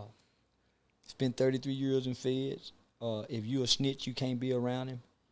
And I'm his baby. So everybody in the streets know that, homie. So I can play whatever I want to play. What's the name of that book? Which? The Black Panther book. What's it, 10-point principles? 5 or 10 points? It's okay. 5. 10, 5 points? 10 points. I see 10 points. It's 10 points, yeah, 10-point principle. So yeah, once I read that, homie, and understood the concept, so feed, clothe, educate. It's nothing that I can do for you if you're hungry. When I get through giving you this great motivational speech, you spend your 8 hours at school, and you walk out of these school doors, and you got to go back to being hungry. Everything that I said and done for that time, I've lost you. Right. If you need clothes, homie, you come to school. You can have all the desires in the world to make right choices and decisions, but if you ain't got the right good clothes, nigga, you can't. Yeah. You're not educated. So not gonna feel it. Yeah. So that's one of the first things a nigga do when he go to the hood, homie. Nigga, I look at these little nigga shoes. I start from the feet up. Nigga, I look at these nigga shoes. When I'm in the school, I go talk to, nigga, I go find a little nigga with the ragless shoes. For one, I know he the toughest. And nigga, I sneak, hey, nigga, go get you some shoes. Nigga, next time he see me, nigga, I'm like the rapper. Yeah. I do that to every young nigga. So then once I get him, if he take me home and nigga, I see he ain't got nowhere to sleep, next time he see me, I'm gonna buy him an air mattress. Right. And I'm gonna tell him, nigga, unearned every day so don't take up all that space over there. I'm gonna teach him how to be responsible with it. Nigga, for long, I catch him with 3 or 4 niggas. Nigga, y'all got a horticulture and landscaping company. I'm gonna buy you a lawnmower, get 2 weeders. I'm gonna get some gloves, some trash bags, and some high visibility beds. Nigga, y'all start walking around here cutting grass. Nigga, that's feed, clothe, educate. Educate. That's how they call me Mr. Charleston in the hood, my nigga. And I ain't asking white folks to help us. I'm threatening to call the police on the drug dealers, niggas, to help me. That's where the snitching came from. If you niggas see me getting away bikes over here every Christmas, nigga, and y'all selling dope, okay, don't give me none next year then. Yeah, nigga, that's where I'm gonna shut this shit down from. I start extorting the hood. But if you, but nah, homie, but I got that from the old niggas. That's what the Black Panther Party used to do. Yeah. Burn your dope house down, all that. But I noticed when I used to watch the movie Mac, that's what they did in the end. They were kidnapping the drug dealers, the pimps, forcing them niggas to get off heroin. I'm that new it. That homie. We gonna start burning them down in a little bit. We gonna start going to war like the movie OGs. We gonna start doing that. We gonna have to. We're gonna have a civil war amongst the good and the bad in our race, to see which one of us will spearhead our next movements. Because right now, nigga, we all bad. Everybody gangster and killer. Everybody pointing a gun. So I'm saying, okay, nigga, where the niggas that can read books? Where the niggas that can spell? Where the niggas that can play the flute? And we ain't gonna make him a shooter. What about the nigga so good in math, he gonna be our accountant, our tax guy? Why we gotta make him the shooter too? Why all of us gotta be shooters, my nigga? Right. Why can't none of us be scared sometime? Homie, do y'all know the best part of the movie in Boys in the Hood is? What's that? When Trey got out the car. And the next morning, Doughboy and them didn't shame him when he hollered at him. Still treated him like they were partners. They didn't shame him, homie. They let him get out the car. He pulled over and let the nigga. That's the best part of the goddamn movie, my nigga. Yo, finally somebody did it right. And they sent that super chat money. They say, urban legend, shout out to you. Respect to Charleston. Is Charleston White still running for office in his hometown? Or is his schedule too busy due to Live Nation? Yeah, my schedule too busy due to Live Nation. Yeah, 56 cities, man. So they took a chance on me, my nigga. Nobody knew if I was a loose cannon. Nobody, of course they do their homework. Believe me, they do their homework. Oh, yeah. But they don't know if I get on stage, if I'm gonna say something crazy or wild, but they did their homework and they took a chance because they honor what the brother who brought me in. No other celebrity put their arms around me and embraced me, my nigga. As funny as I was trying to be, as entertained as I had became, nobody said, man, let's help him. In my mind, that's what they supposed to do. Nigga, when you see a young nigga with some game, you don't just leave him out there. Yeah. Young nigga coming to the jail, they don't just, come here, you pull him up to speed. Yeah. So in my mind, that's what they were supposed to do. T.K. Kirkland came, right? So Live Nation said, okay, we'll let him host. Nigga, I host like a motherfucker. But there's a difference between hosting and being a stand-up comedian. Nigga, that MC, people don't notice. They don't get it. Only certain people do. No. Why you think, nigga, certain motherfuckers get to host the Grammys after doing stand-up comedy? Everybody want to graduate to the MC. Nigga, I done graduated to the MC and done skipped all the steps. And so, because T.K. Kirkland and those who believe in me want me to have longevity in this, nigga, they took me back to the starting line. Nigga, I don't want to host 56 cities. My nigga, I ain't ready. Straight up. I ain't ready, homie. Even though I'm good. Yeah. I ain't ready, homie. So, nigga, I'm learning stand-up still. Yeah. So put me third or fourth, man. Yeah, nigga, let me come on before. So now I can grow. Now I can learn. And so, nigga, they keep adding me to more and more dates. So they like what they seeing. They asked me to quit smoking weed on camera. I stopped like a motherfucker. Now I'm minding. Because I'm showing people, homie, if you give me a script, I can follow rules. Right. Yeah, I'm hard-headed, but I'm teachable. So let me say this real quick. If you're watching, again, the message is too dope for everybody that's watching. There's a couple hundred people watching right now live. Do me a favor. If you fuck with what you're seeing, take this moment to share it. Share it on Facebook, share it on Twitter, share it on Instagram, and make sure you hit that like button because that boosts our algorithm too for people to get this type of a message. If y'all aren't doing it, a lot of people are missing out on a message that's so dope. If you fuck with the message, well, they don't fuck with y'all if they don't. If a motherfucker ain't sharing your shit, they really don't fuck with you. Right. I share it just because I understand every share breaks you into the algorithm. Yeah. One of the first things I said is you guys are in my algorithm, so you guys you're in somewhere. Right. Because we had Jim Jones up here and shit, you know. Nah, I seen Jim. Well, you guys was popping up before Jim. Let's go. And because of the quality of the production, nigga, I just automatically assumed, nigga, y'all was big dog. Yeah, so we on the way. So, nigga, the whole time I'm flying here, it's not dawning on me that, nigga, I'm fucking with y'all. Right. Till I get here. So my energy changed. Because, nigga, I'm in a house. Nigga, I don't know what's happening. Nigga, I don't know nigga, we done pulled got you a little young nigga out there. Yeah. So, but once I came in and saw what I saw, my energy shifted. So because of the professionalism and the quality of this platform, nigga, y'all was able to draw something out of me that very few get. A calm, laid back, authentic. This is real Charleston right here. We want to talk the blue, man. Yeah. Trying to holler at blue, man. This the real, this blue right here. This the real me right here. This whole platform. You take me that long to drink in real life, so nigga, hurry up, drink. So mother got to pressure me to drink. So homie. So this is real refreshing, and I think that I think you guys, homie, y'all may be the answer. Come on. For what y'all asking me for the youth.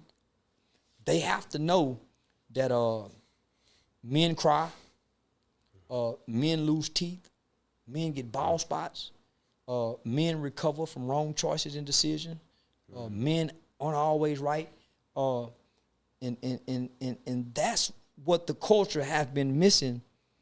Nigga, the last platform that gave us that was Tigger in the Basement. Man, I missed that show. That was the last platform that gave us access to the men. Pull the veil back. Yeah. Stop, chop it up. Get your performance at the end. Yeah. You know. Yeah, so before Dick Gregory died, he came through the city. Legend. He came through Arlington, Texas. I missed him. That was a bad man right there. Yeah, boy. I know. And if you study the young Dick, you understand how even more bad he was. Right. There's a soundbite right there. Yeah, if you study the young Dick, he was real. But we got into the old Dick. Bye-bye. We got into the old Dick Gregory. And part of my internet persona was what I saw Dick Gregory do online. He's starting to make a lot of sense. You tapping in, ain't you? Yeah. Nigga, that's part of my persona. Yeah, 100%. If you really don't watch me, nigga, you see why. That's why I snap in interviews if you ask, because that's what Dick Gregory used to do. Yeah. He'd go off on the motherfucker, and he used to cuss people out, come back, bring it funny, and he read a lot of newspapers. So that's why I read a lot. Let me finish this point. He made a statement to a young interviewer who asked him a bunch of stupid shit. He said, man, I'm getting ready to die. And you saw the interview, he cussed that nigga ass out, man, you got asking me this stupid shit. Tore him up. But then he built him back up and said, this motherfucker right here is more powerful than your famous celebrities because we can create our own narratives now. We the media. So just think about all these media outlets that just give us some bullshit and everybody take it and run with it. We the media. Nigga, the news got to compete with us. We can rewrite narratives that ain't even true and make them true. Because people don't want the truth no more. They just want you to make them believe it. So the truth ain't the truth no more. It's what you can make people believe. So, nigga, I can come on here and say, yeah, man, I shot myself in the leg right here and then go on another platform. Man, I'm just playing you, motherfucker. I realized how easy it was to do that. So that's why our politicians, they don't rely on people like me and you that's informed. Nigga, they rely on the uninformed to stay in power. The ones they could sway. The uninformed. Yeah. So I understand that. So when Dick Gregory died, homie, that's where the spirit rose at. The Dolomite movie came out. That's when the light came on. Shit. That's what all this happened around the same time. The Dolomite movie, that's when the light came on. Then it hit me. Homie, our people need a character. They don't need no more rappers. They need characters. What did Tyler Perry get in? Muddy-Er, a character. Who loved Muddy-Er? Our mamas, our grandmamas. Who you think went to all them plays? And they knew it was a man playing that character. Right. And they love him to death. And they love Muddy-Er. Like it ain't. Yeah. Taylor, like it ain't. Come on, homie. So I tapped into, homie, not knowing that this would be the results. I was blind man shuffling. But the reason why the results turned out good is because there was no hate in my heart. Even though I was saying hateful things. It was no real hate. There's no anger in my heart when I'm saying, fuck you, bitch ass nigga, crab ass. I ain't mad at nigga. I don't even know you. There's no resentment in my heart. And I'm literally asking God to keep the heart away from hate while playing hateful. Right. Don't let me get stuck on stage, God. I'm just playing. Yeah. Don't let me get Tupac got stuck on stage, God. Yeah. I don't want to get stuck on stage. So that's why I'm playing past the internet to go into stand-up comedy. Got a few movie roles. Nice. I don't want to get stuck on stage. I do want to exit and go back to the man. Yeah. Because that's the legacy. Yeah, so let's give Earmus a legacy. Because, nigga, if we keep Nip alive, the Crips got him. He belonged to the Crips. Earmus belonged to us. Saying a lot. Saying a lot. If ladies and gentlemen, if you don't know who Dick Gregory is, look up them videos. He unfortunately he passed, of course. He lived a long life. But a long life. Hey, I worked at the Improv. I still pick up shifts at the That's Improv. Where he came to, the Arlington Improv, yeah. And that's how I met Dick Gregory. That's how I met TK Kirkland multiple times. That's how I know the people that you talking about and what you're saying, because you couldn't tell Dick Gregory nothing. Just like you can't tell TK nothing. Nah. Hooray. But these men, these are our granddaddies, nigga, man's men. Yeah. Say, homie, I done been in the lobby with TK and the motherfucker get loud. He was, hey, y'all be quiet. Like granddad and them. So yeah, they listen. Yeah, nigga, they get quiet. Yeah. This motherfucker talking, phone ringing while he on stage. That's what men do. Men, homie, real men are not liked. That's why they don't like, real men aren't liked, because men have to establish law and order, and don't nobody like the man who have to establish law and order. Yeah. Correcting everybody. There's a quote that says, if I was meant to be happy, I wouldn't be a leader. So I cussed out Judge Joe Brown one time. on TV or like? No, in person. Okay. On the phone. Oh shit. We was on the phone call, man. And somebody I highly respected put me in contact with him. And he wanted to meet me. Right? And he started fucking with me to try to check my temperament. But I don't know he fucking with me. He doing me like I do the niggas on the internet. But I don't know. I get personal into my feelings because I can't out-talk him. Yeah. I was trying to out-talk a 80-something-year-old man who's a judge, graduated from law school, and been on earth twice as long as I've been alive. And man, I cussed him out so goddamn. And he never got in his feelings. His voice never went up. He kept saying, have you ever shot 5 police officers before, young man? I told him, nigga, you ain't either, motherfucker. You been on TV, sir. Yeah, but homie, he got a background. That old nigga got a history. Yeah. That nigga was radical back in the day. And he fucked with them Panthers out in, So Nigga, I couldn't out-talk him. So I got in my feelings, and I did just what every nigga do, hung up in his face. Fuck you, bitch-ass nigga, and hung up. Yeah, the nigga called my people back and say, put me on the phone with him, and I just listened. Say, tell him not to hang up next time, young man. I was just putting his cards to see. He just wanted to see. Yep. But he was disappointed in the fact that I ran. Yeah, nigga, I hung up and ran. He say, tell him don't run next time. Men have disagreements, but they don't fall out. Real man. Not over disagreement. Yeah, nigga, we just disagreeing, and I done got so mad. Fuck you, bitch ass nigga. I'm out. And hung up because I couldn't out talk him. I felt weak. I felt powerless. That's why niggas kill one another. Nigga make him feel weak with his words. Nigga have power with words because words have power. And if we teach that, see, we was taught sticks and stone may break my bone, but words hurt like a motherfucker. Like a motherfucker. Nigga, it's some wars done been started over words. So all the wars are starting over words. There you go. Now, with this rap music, you know what I'm saying? Especially with the new age, it's all about dissing each other and making somebody hurt. Yeah. To make somebody want to come and kill you. But what we have to understand, we have to start painting a bigger picture. Nigga, when you come hurt me, you make my mama cry. My brother killed the nigga, homie, did 31 years on a 114-year sentence from age 17. He been out for like 4 months now. I never heard my brother talk about God in prison, homie. So I used to always wonder, is that nigga go die in prison? He never went Muslim. And for a long time, he never seemed like he had any remorse for killing somebody. I told that nigga one time, man, I said, nigga, God ain't gonna never let you out of there, nigga, if you don't at least have no remorse for his mama. My mother, homie, had me locked up for a murder. What, 9 months later, my brother catch a murder, so she got 2 sons locked up for murder, homie. And she work at General Motors, and it's on the news, so she got to go to work with this shame, homie. Right. And these are high-profile crimes. My mother, I did 7 years in the boys' home on a 12-year sentence. My mother never let me complain. She always say, son, I still get to come see you. That other mother don't get to go see that man. Same with my brother, homie. 31 years.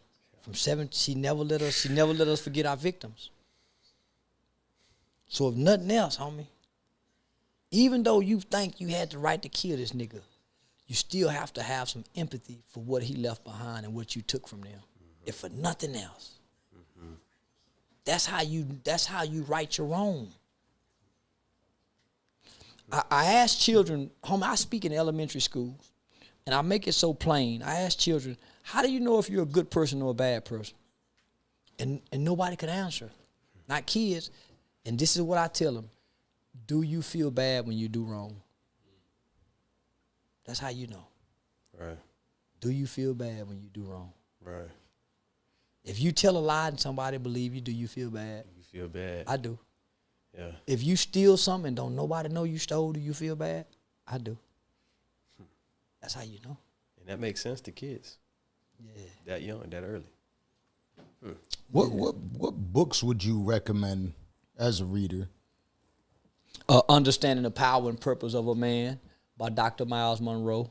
And that's for boys. And Understanding the Power and Purpose of a Woman by also Dr. Miles Monroe. Yeah. Legend. I come up on his teachings. He got some stuff. Yeah, my mother used to send me his teachings. So even though he taught biblical principles, he taught a kingdom concept. So the world is a kingdom world. Kings and queens and rulers and we're the only corporation with a president. Notice I said we're the only corporation with a president. Heard you. It's a business. So he spoke from a kingdom. So he spoke from a kingdom standpoint, and I know that went over a lot of people's head, but a lot of people got it as well. One of the books that I would suggest reading right now, homie. 2 books. Nigga, Uncle Tom's Cabin, which is a big old long motherfucking book, and The New Jim Crow by Michelle Alexander. and you would understand everything from rap lyrics. There's data in this country that everybody overlooks and does not focus on. In America, 1 in every 3 black males will go to prison or be on some form of community supervision in their lifetime. The United States of America lock up more people per capita than anybody in the world, yet we're the freest country in the world. Homie, an innocent person can go to jail in this country and never have broken a law. A guilty person can do something and get out of jail, right? That's this justice system. It's flawed and it's fucked up. So when you understand this concept, and in this book, The New Jim, man, she break it down so plain and simple. Nigga, I do this. I go to schools and do book challenges, right, throughout the school year. And this is one of the books I had the kids read. Do me a 3-page essay, I can get away $500 first play, $250 the second play. Nigga, the mamas and everybody be trying to help them kids do that shit. So listen, right? But The New Jim Crow by Michelle Alexander, homie, it breaks down, nigga, it's still Jim Crow. They ain't took the signs down, nigga. We think we have equal rights and equal protection, and we don't. We just integrated. We never got equal rights. We never got equal protection. We settled for them taking the Jim Crow signs down and letting us eat at white folks' restaurants and sitting at the front of the bus. After that, we've been okay. We never asked for nothing else, right? So all of us right now, homie, can go find 100 pregnant black women. How many of y'all having boys? Me, 1, 2, 3. These babies are not even born yet. One of your babies going to prison. 1 out of 3. Listen to what it says. 1 in 3 will go. Not maybe, not might. It says will go. Will. And if they don't go, or on some form of community supervision in their lifetime. So we got 1, 2, 3, 4, 5 of us. How many of us done been in jail on probation? Raise your hand. Yeah. Come on, homie. Yeah. So, damn. So 5 of 7? 5, yeah. So think about this. The question we've been asking one another, what can we do to stop it? Nothing. Right. Because they said 1 in 3 will go. There ain't nothing we can do, homie.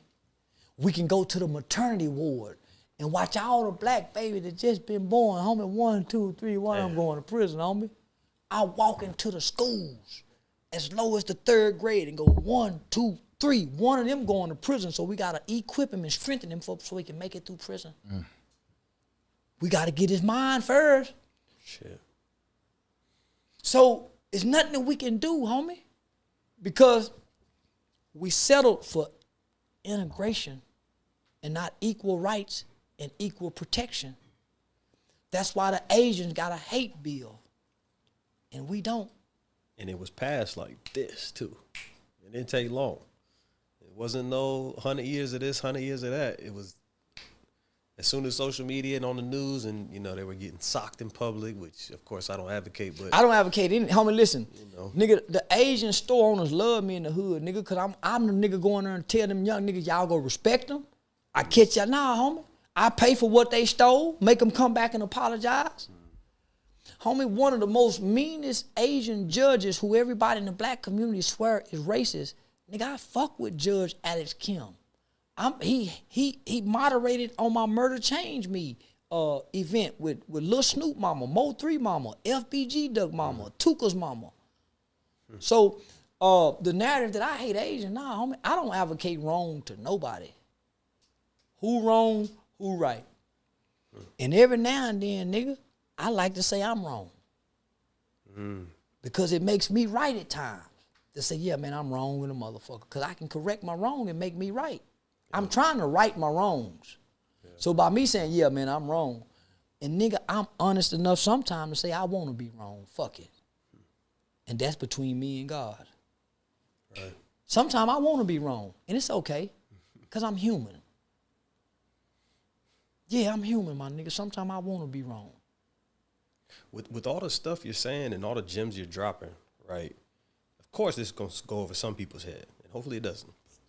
Have you ever thought about doing an audio book, a documentary, a book, and like it got to be on the work? I need that white man y'all got over there in the corner, man. I know, I need him, man. I know with him I can get it done. I be trying to tell him. Shit, I know. I've been observing this shit, nigga. I know. I done been around a whole bunch of places. That's Stan Lee over there.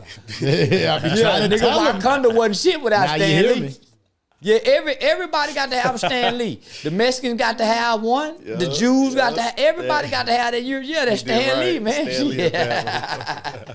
But the reason why I say that too, because not just the book itself, like a lot of the comments that I was seeing, man, he dropping gems. Man, I'm glued to this right now. I ain't going nowhere. I'm tuned in. I'm stuck. This the spirit man, homie. This the Charleston y'all don't get to access because most people don't ask these questions. Most people turn me off, homie. They want to ask about the internet. Nigga, y'all didn't ask me one internet question one time.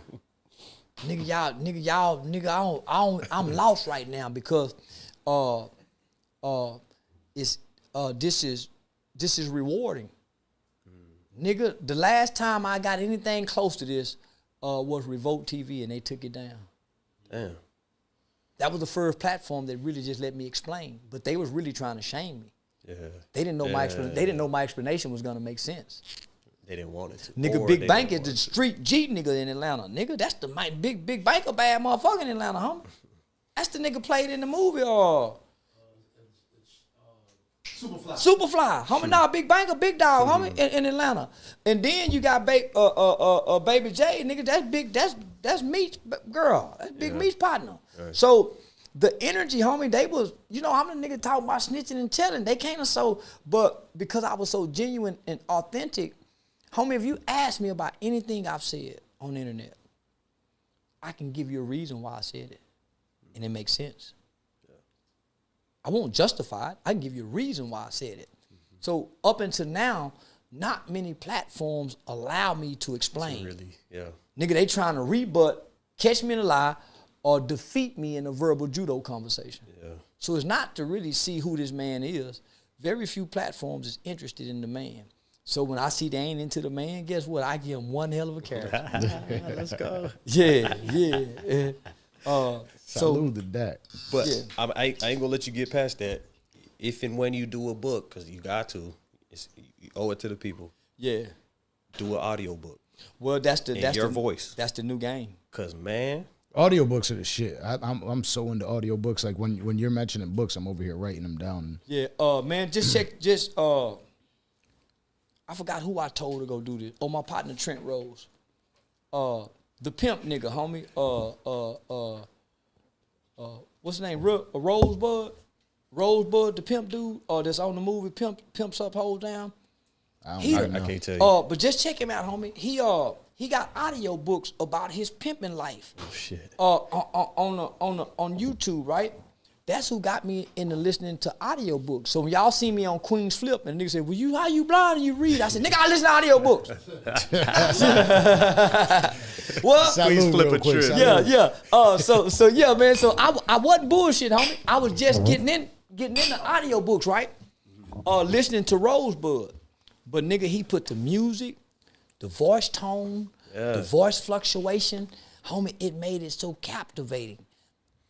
That's how we're gonna get to the movie, The Book of Eli, in real life, because everything is gonna go to audio.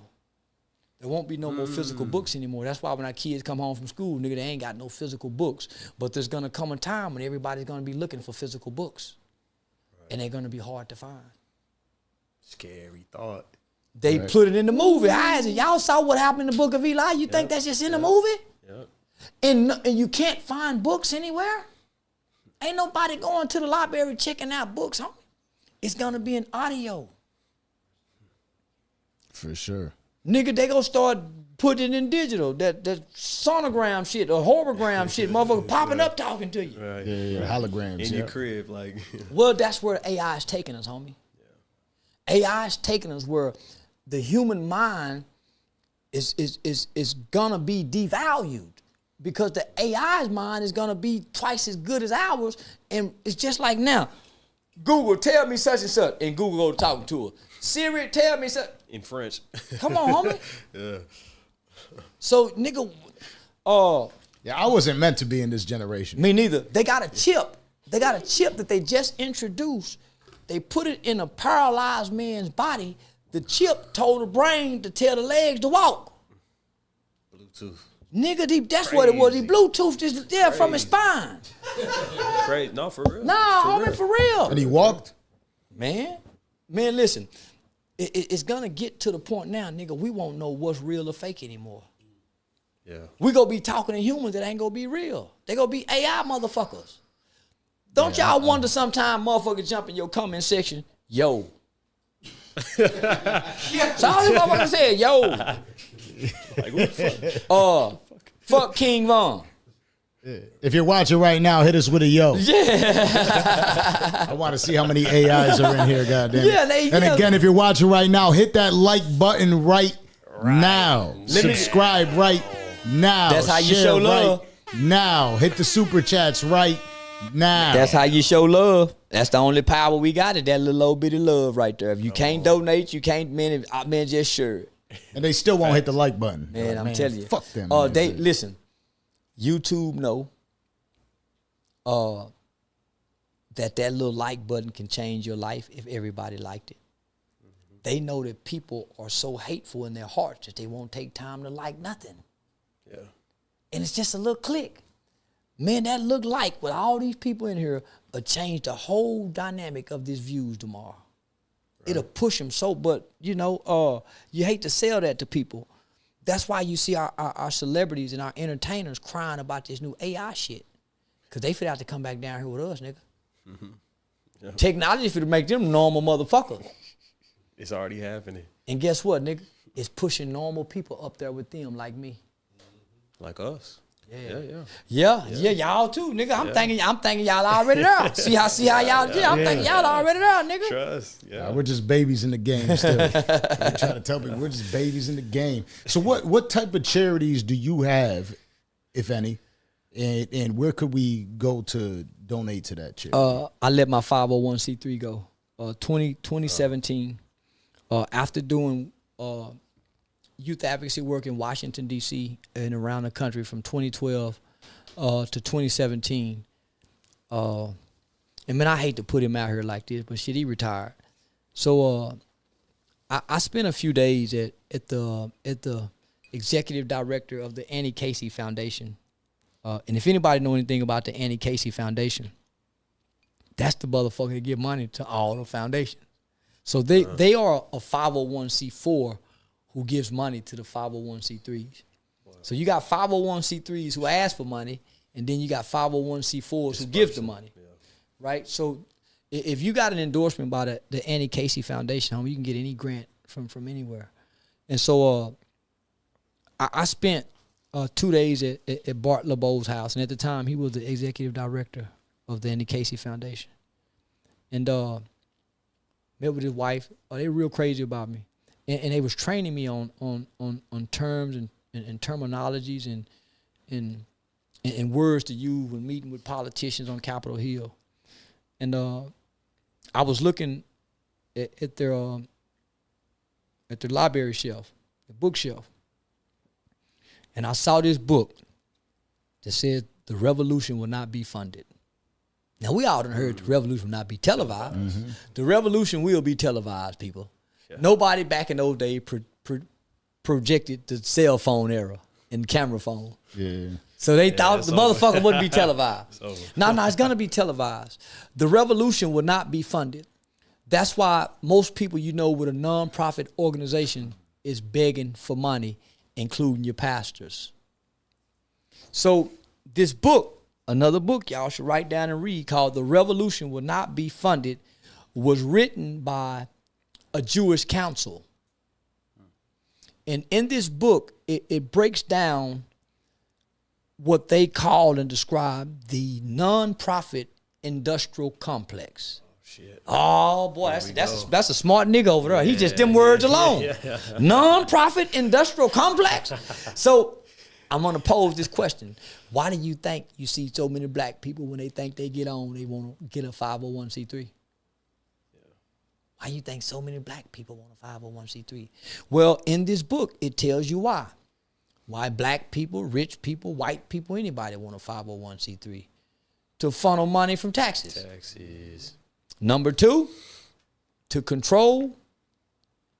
Well, this is why the nonprofit industrial complex was created. Number 1, for funnel money for tax purposes. Number 2, to control and hinder social movements. To control and hinder social movements. 501c3s and nonprofits was created in response to the civil rights movement. Okay. To control and hinder social movements. So when Dr. King and them went to Washington, D.C. to give that monumental speech, I Have a Dream on the Washington Mall, before he gave that speech, they invited 6 to 7 pastors to meet with the president. That's when they agreed to take the signs down, and each one of those pastors was given. I think that might be me. Each one of those pastors was given a lump sum of money for funding. Right. The civil rights movement needed funding. For the most part, Harry Belafonte was taking care of Dr. King, funding him. Right. So, to hinder and control social movements. So I let my 501c3 grow and just called myself a youth outreach. And I never applied for a grant. I never asked white people for money. I got money from the prostitutes that walk the streets. I threatened to call the police on them bitches. Y'all seen the video. Y'all seen that video. I told them, hoes, ain't no pussy being sold out here till the kids get on the school bus, bitch. And they didn't sell pussy. So now, homie, I use the community. I use the community. Why we got to go downtown to white folks? So once the white people saw that I could do that, I garnered more respect downtown. Yeah. So I let my 501c3 go, and then I started understanding why the black church in any church got in bed with the state about 501c3. Our Constitution says that the state and church is to always be separate.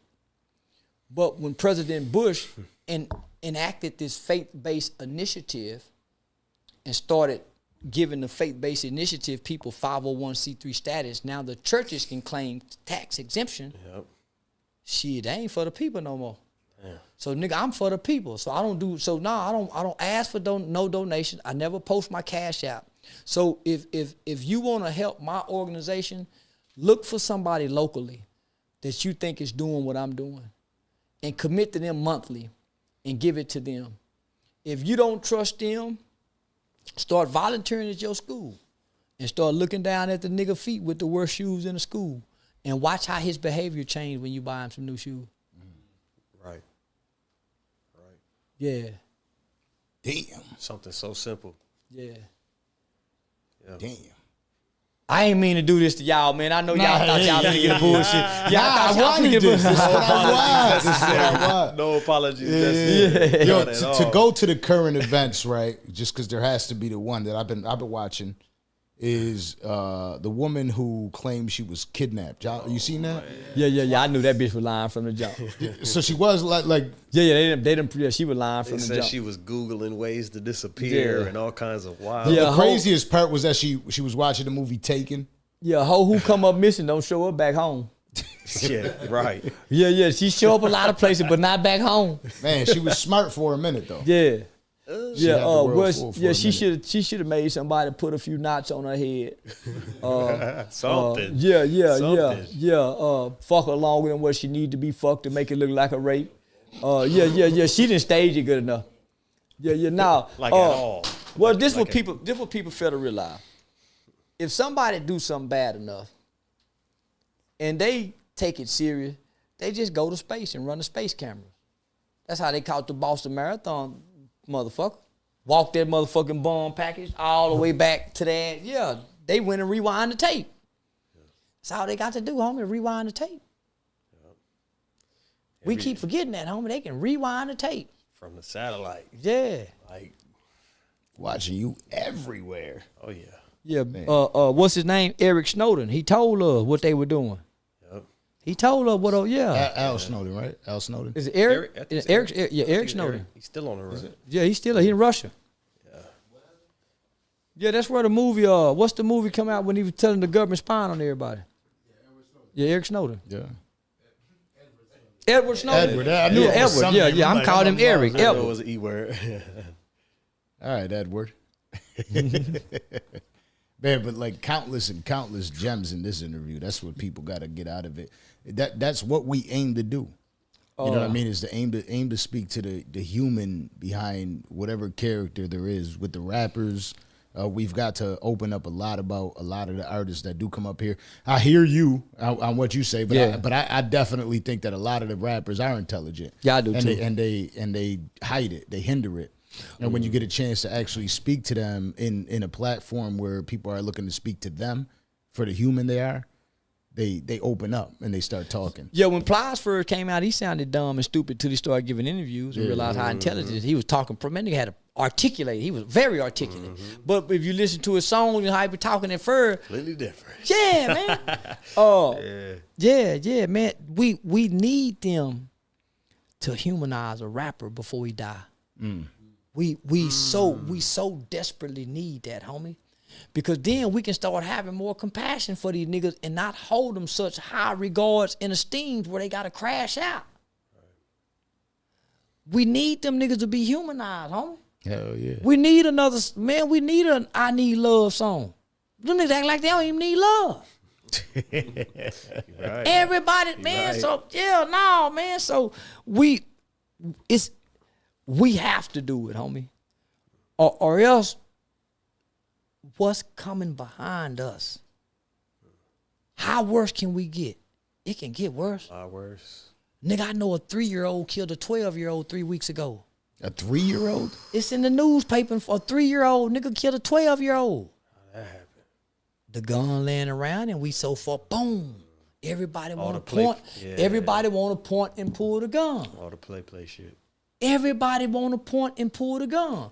Homie, it's some white household that got guns around, but because these kids was raised around guns, no gun safety, they never looked to touch the gun. It's only with a new kid come over and be fascinated staring with the gun and eventually want to touch it. But a kid who understand the gun, that been taught it, they not fascinated by guns. Parts. We had an artist up here, Slat Zai. I'm not sure if you recall when Slat Zai came up here. Shout out to Slat. He spoke on a story where his little brother died. His best friend came over, left the gun. His little brother grabbed the gun, killed himself. Just didn't know. And he had a choice whether is this best friend somebody that he hates or he still loves. And he still loves him. And he said, you know, it was a mistake. And he understood that it was a mistake. He didn't take it as this guy killed his little brother. And it was a heartbreaking moment for him. And it kind of shaped the man who he is today. I got 2 partners, homie.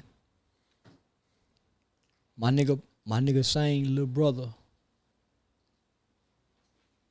killed Takeoff brother. Takeoff got a baby by Sane's sister. Them niggas been partners since childhood. 10, 11 years old. They done put in work and done things with people.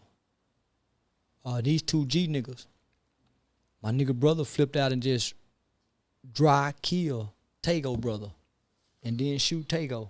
My niggas and them still love one another. It took some working because the family, you know, it divides everybody.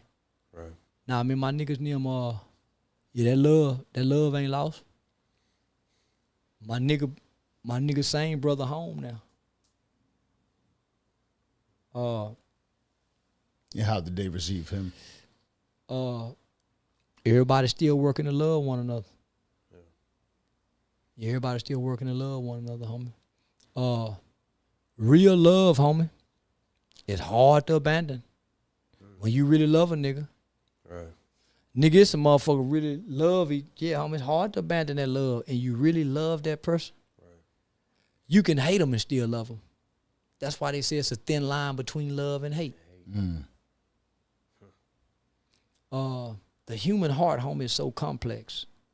The human mind is even more complex. Nigga, we don't even use all of it. but we use all our hearts. Nigga, we can tap into that whole brain. The forces don't let everybody do it. Nigga, everybody can't handle their own thoughts. No. That's what corrupts the heart. Nigga, them fucked up ass thoughts. Right. And if them thoughts seep into the heart, nigga, and that's where we at now. We done let the thoughts seep into the hearts. And we display it in how we treat one another. What them two niggas did right there, homie, what he had to do to get himself to still hold on to that love,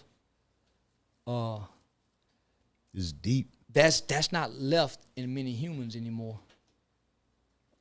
That's a special individual that can tap into that kind of strength. That's a wherewithal that wears away. That's a strength that you have to tap into, homie. Right. Yeah, so I admire that nigga. Yeah, whoever that nigga, I admire that nigga. Yeah. That's deep. That really is deep. How do you think the world would receive an interview like this, a conversation like this? They're gonna get probably 50. I say at least 10 viral clips. Because this is a softer light of the Charleston White persona. People want to see me hurt. People want to see me broken. And y'all gave them that without giving them that. Not how they want it, but they got it. Right. Yeah. Right. Yeah, I'm vulnerable right now.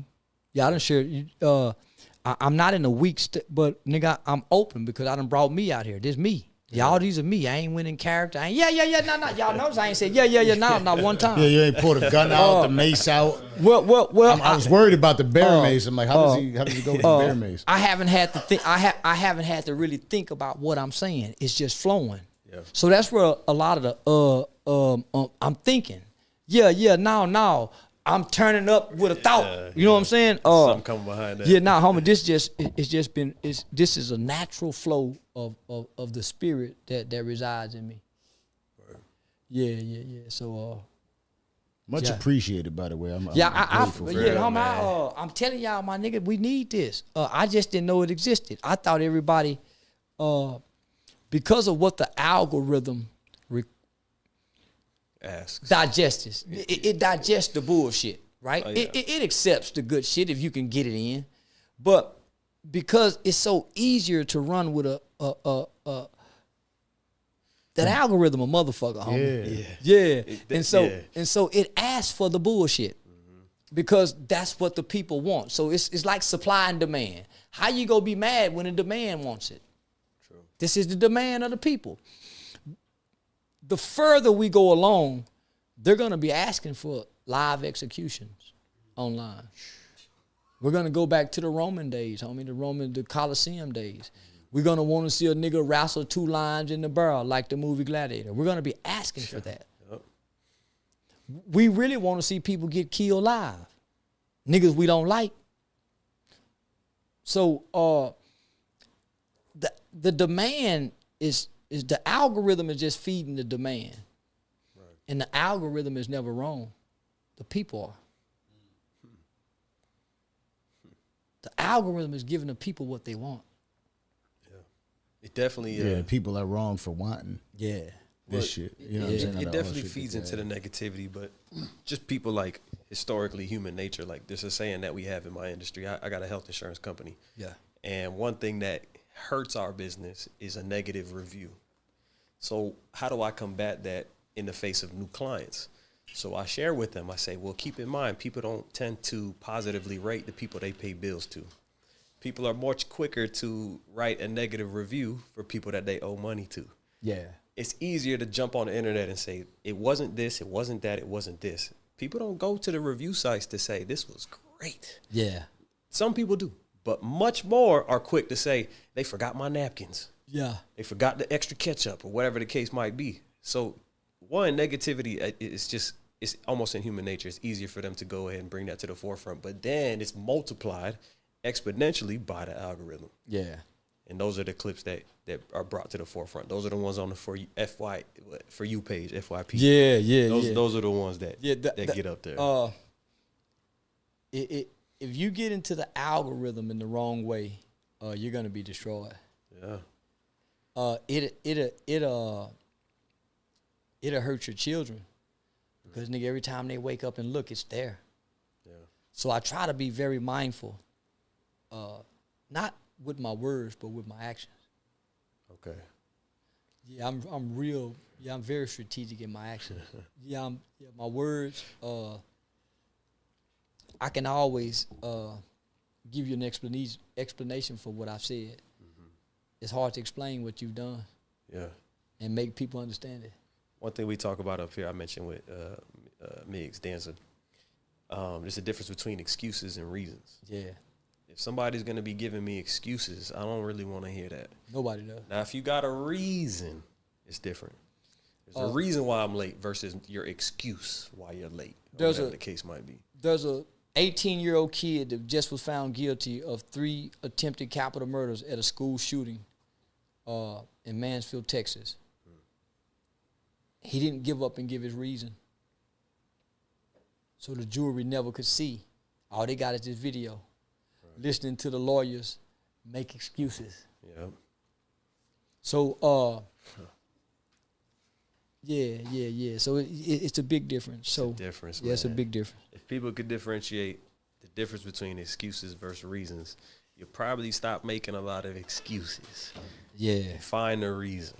Now, if you do something and you say, yeah, I did it, and give a reason why you done it, it ain't got to make sense to people. People respect the fact that you said you did it and had a reason to do it. Right. I was hungry. That's why I robbed her. Oh, okay. Yeah. Oh. We give you 10 years, but goddamn it, yeah. So, so now, homie, I've learned that, for one, having the ability to accept accountability offers you mercy in a lot of situations.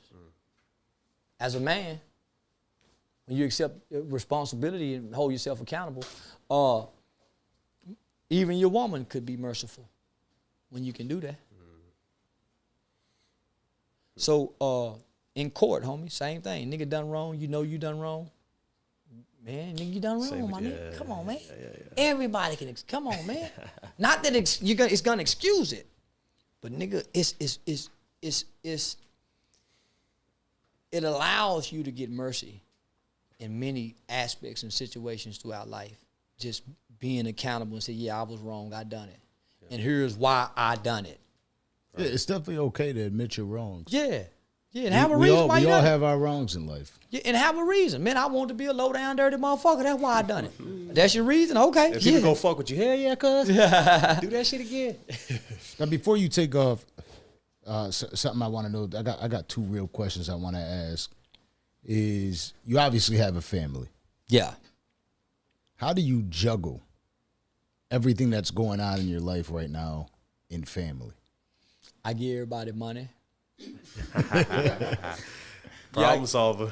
Well, there was a time when nobody knew me in the world, and the family had all of me. I was there every day, walking the kids to school. Nigga, I cooked breakfast in the morning. I cooked dinner when they got out of school. We went to the library after school. Went and picked mother. Went to the park. Right. We rode the bus downtown. Put the bikes on front of the bus. They ride the buses while I walk. We got on the trains. We went to the lake. So it was a time that I was there every moment. Rearing his daddy. But I couldn't buy nothing. We couldn't go nowhere. But nigga, I was there every day in the house with them. They can access, I was accessible. But nigga, we were financially struggling. Yep. I remember one time, nigga, baby mama had just went to jail. I'm in a 1-bedroom apartment. I'm sleeping on the couch. Nigga, my daughter in the bed, my son got the pallet on the floor. Nigga, I got that motherfucking Good Time, that James Evans Good Time van. So my son was ashamed to get picked up in school and dropped off in school. And nigga, one day I'm in the office talking to the principal. And I'm going in that nigga role. And I said, yeah, I'm just a poor nigga daddy. Man, my son heard me say I was poor. Man, we got to the car. That little nigga looked at me and said, Dad, are we really poor? That nigga had tears in his eye. He about 9 years old, so he don't have no concept. Right. So today, if kids think they poor, that's some horrible, horrific shit. Right. And I don't buy Michael Jordan tennis shoes. So he really thinking of, yeah, so man, that nigga looked at me with tears in his eye. When I looked over at him, my soul was crushed, homie. Because the reality just had hit me. Nigga, we really poor. I ain't grow up poor. Nigga, I was a well-off kid. But I'm trying to transition from the streets to, you know what I'm saying? And I ain't been back to the streets. This the pressure make a nigga pick back up the dope sack. Nigga, I looked at my son and I said, yeah, mijo, we poor. Nigga, I can't describe how I felt. As a father, yeah. What? Yeah. Yeah, I see why niggas run off. That'll make a nigga run off. Yeah. So listen. Gotta face that. Listen, nah, that ain't the end of it. Nigga, that ain't the end of it. This kid looked back at me and said, is there anything you can do about it? That crushed me right there. 9 years old. That nigga says, is there anything you can do about it, Dad? I thought for a minute. I said, yeah, nigga, I'm waking up trying to do something. I said, yeah, I wake up every day, mijo. Nigga, ain't nowhere in the world I go keep getting on this motherfucker poor. Right.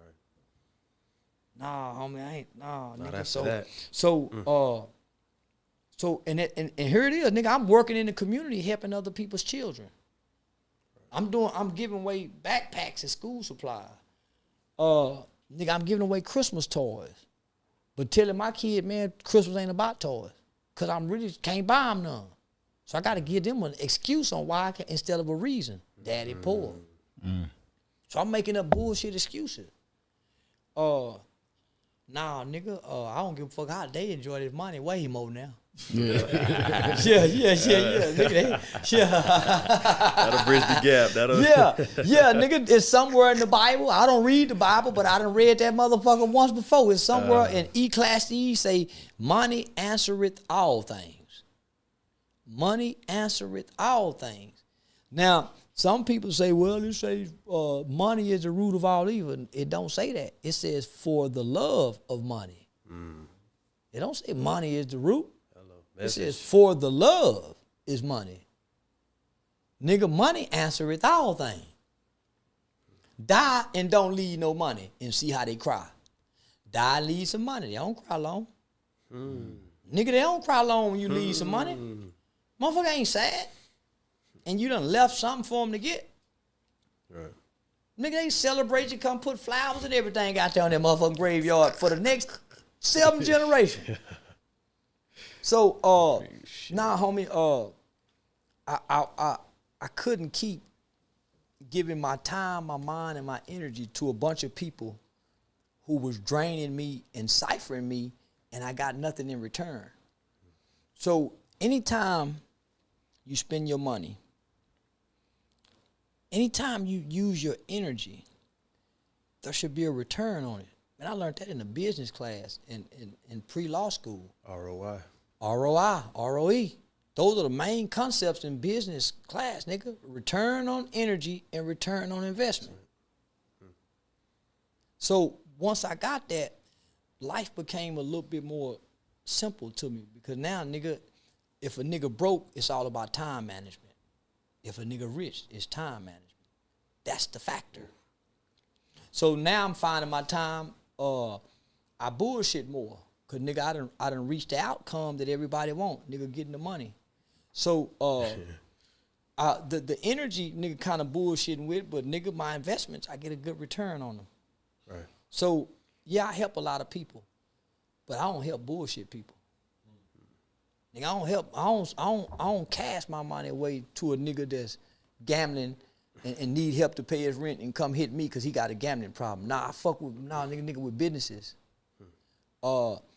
If I go to the strip club, nigga, I ain't looking for. I'm looking for something to sew into as a where I don't feel stupid. You see what I'm saying? Yeah. So homie, I'm looking for the right person or the right cause to give something to. Right. I don't donate money to the church. I don't look to help people. I help people when the Spirit move on me to help, when there's a need to be met. Right. So for my family, I've been meeting everybody's needs financially since there haven't been one person to do that besides Mama. And so Mama didn't make a lot of sacrifices to help all of us, homie. Right. And they hurt and they suffer. I'm not hurting and suffer to help everybody. Right. So that's my reward now. I get to act like granddad and them and big dad and them and shove out the money. What y'all need, man? Yeah, what be gone and talk shit. Cause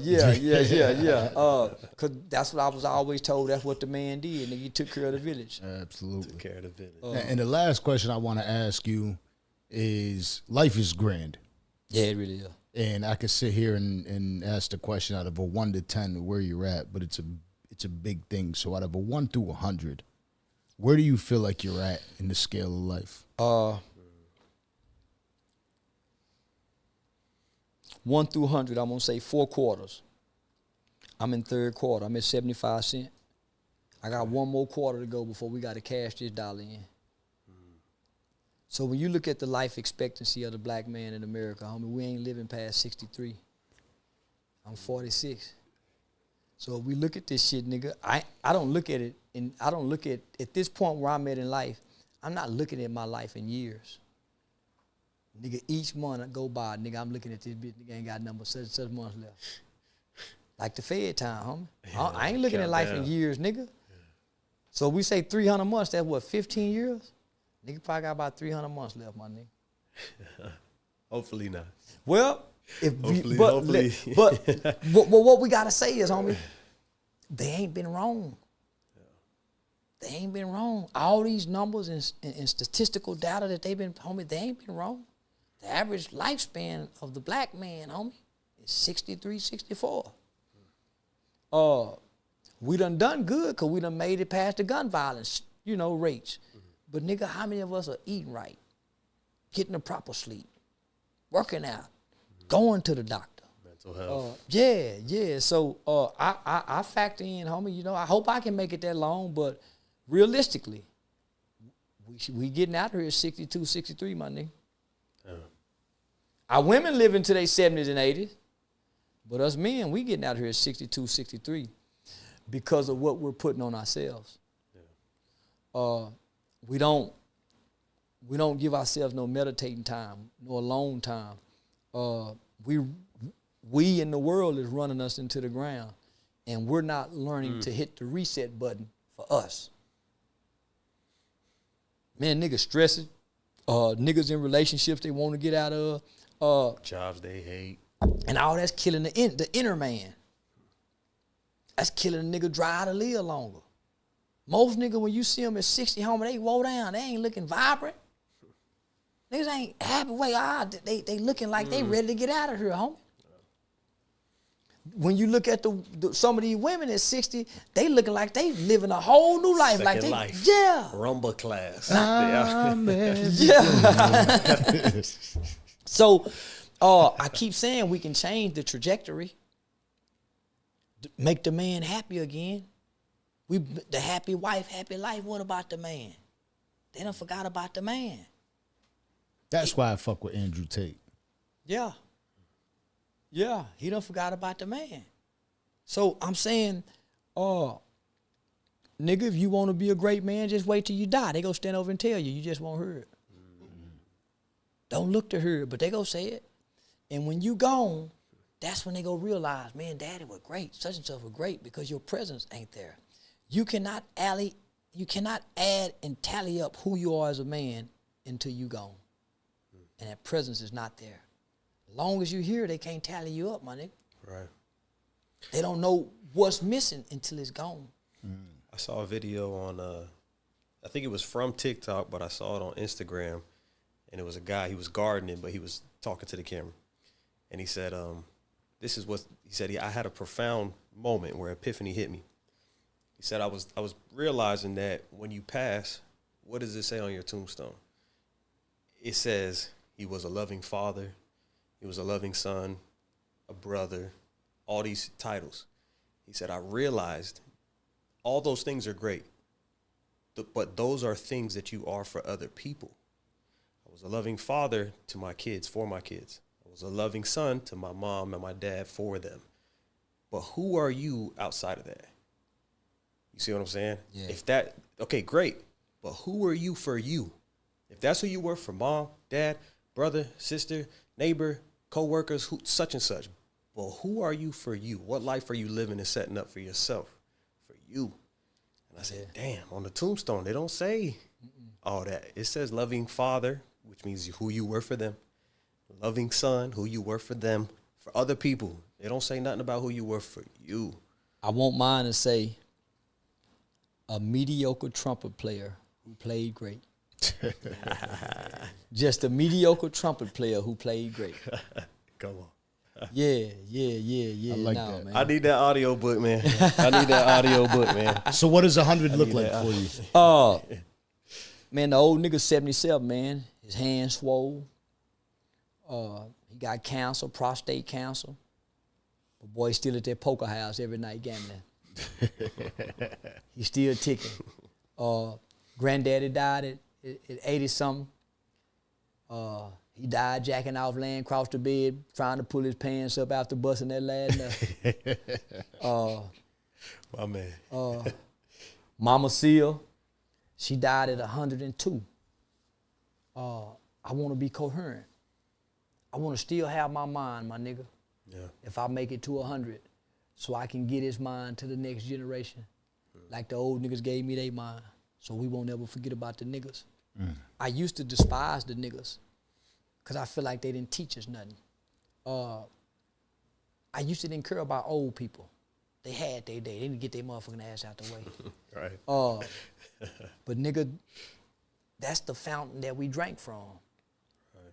So we can figure out life on our own terms. Because what ended up happening when mama and grandmama and them leave, we try to remember all the things they tried to teach us. And it slowly comes back to us as we go on through life. But if we hold on to it and never forget, homie, our life would be much easier, much simpler if we just would have listened to those before us. We thought they didn't know nothing. Cause that was y'all day. Homie, they knew more than what we knew. They been on earth longer than us. So I want my mind. Yeah, I want my mind at 100, homie. I can be in a wheelchair. I want my mind, though. Right. Yeah. Because if I keep this mind, I can tell these legs to get up and walk, even if they don't want to walk. The Bluetooth will. Yeah. It's got you. Don't worry about it. But nah, man, I appreciate y'all for having me, man. I really appreciate you. Yeah, I really man. enjoyed this. We got to make this happen again. Come on. Absolutely. Yeah, we got to make this happen. Yo, if y'all are watching, you're still tuned in, make sure you hit that like, subscribe button, share this information with somebody else. This is the Danza Project, episode number 127 with Charleston White. Hello. Say, and if y'all don't like me, man, just like the program and the platform for bringing out the best in me this night, man. So, Come on. If nothing else. Let's get it. Cut the string. Bless, man. Bless.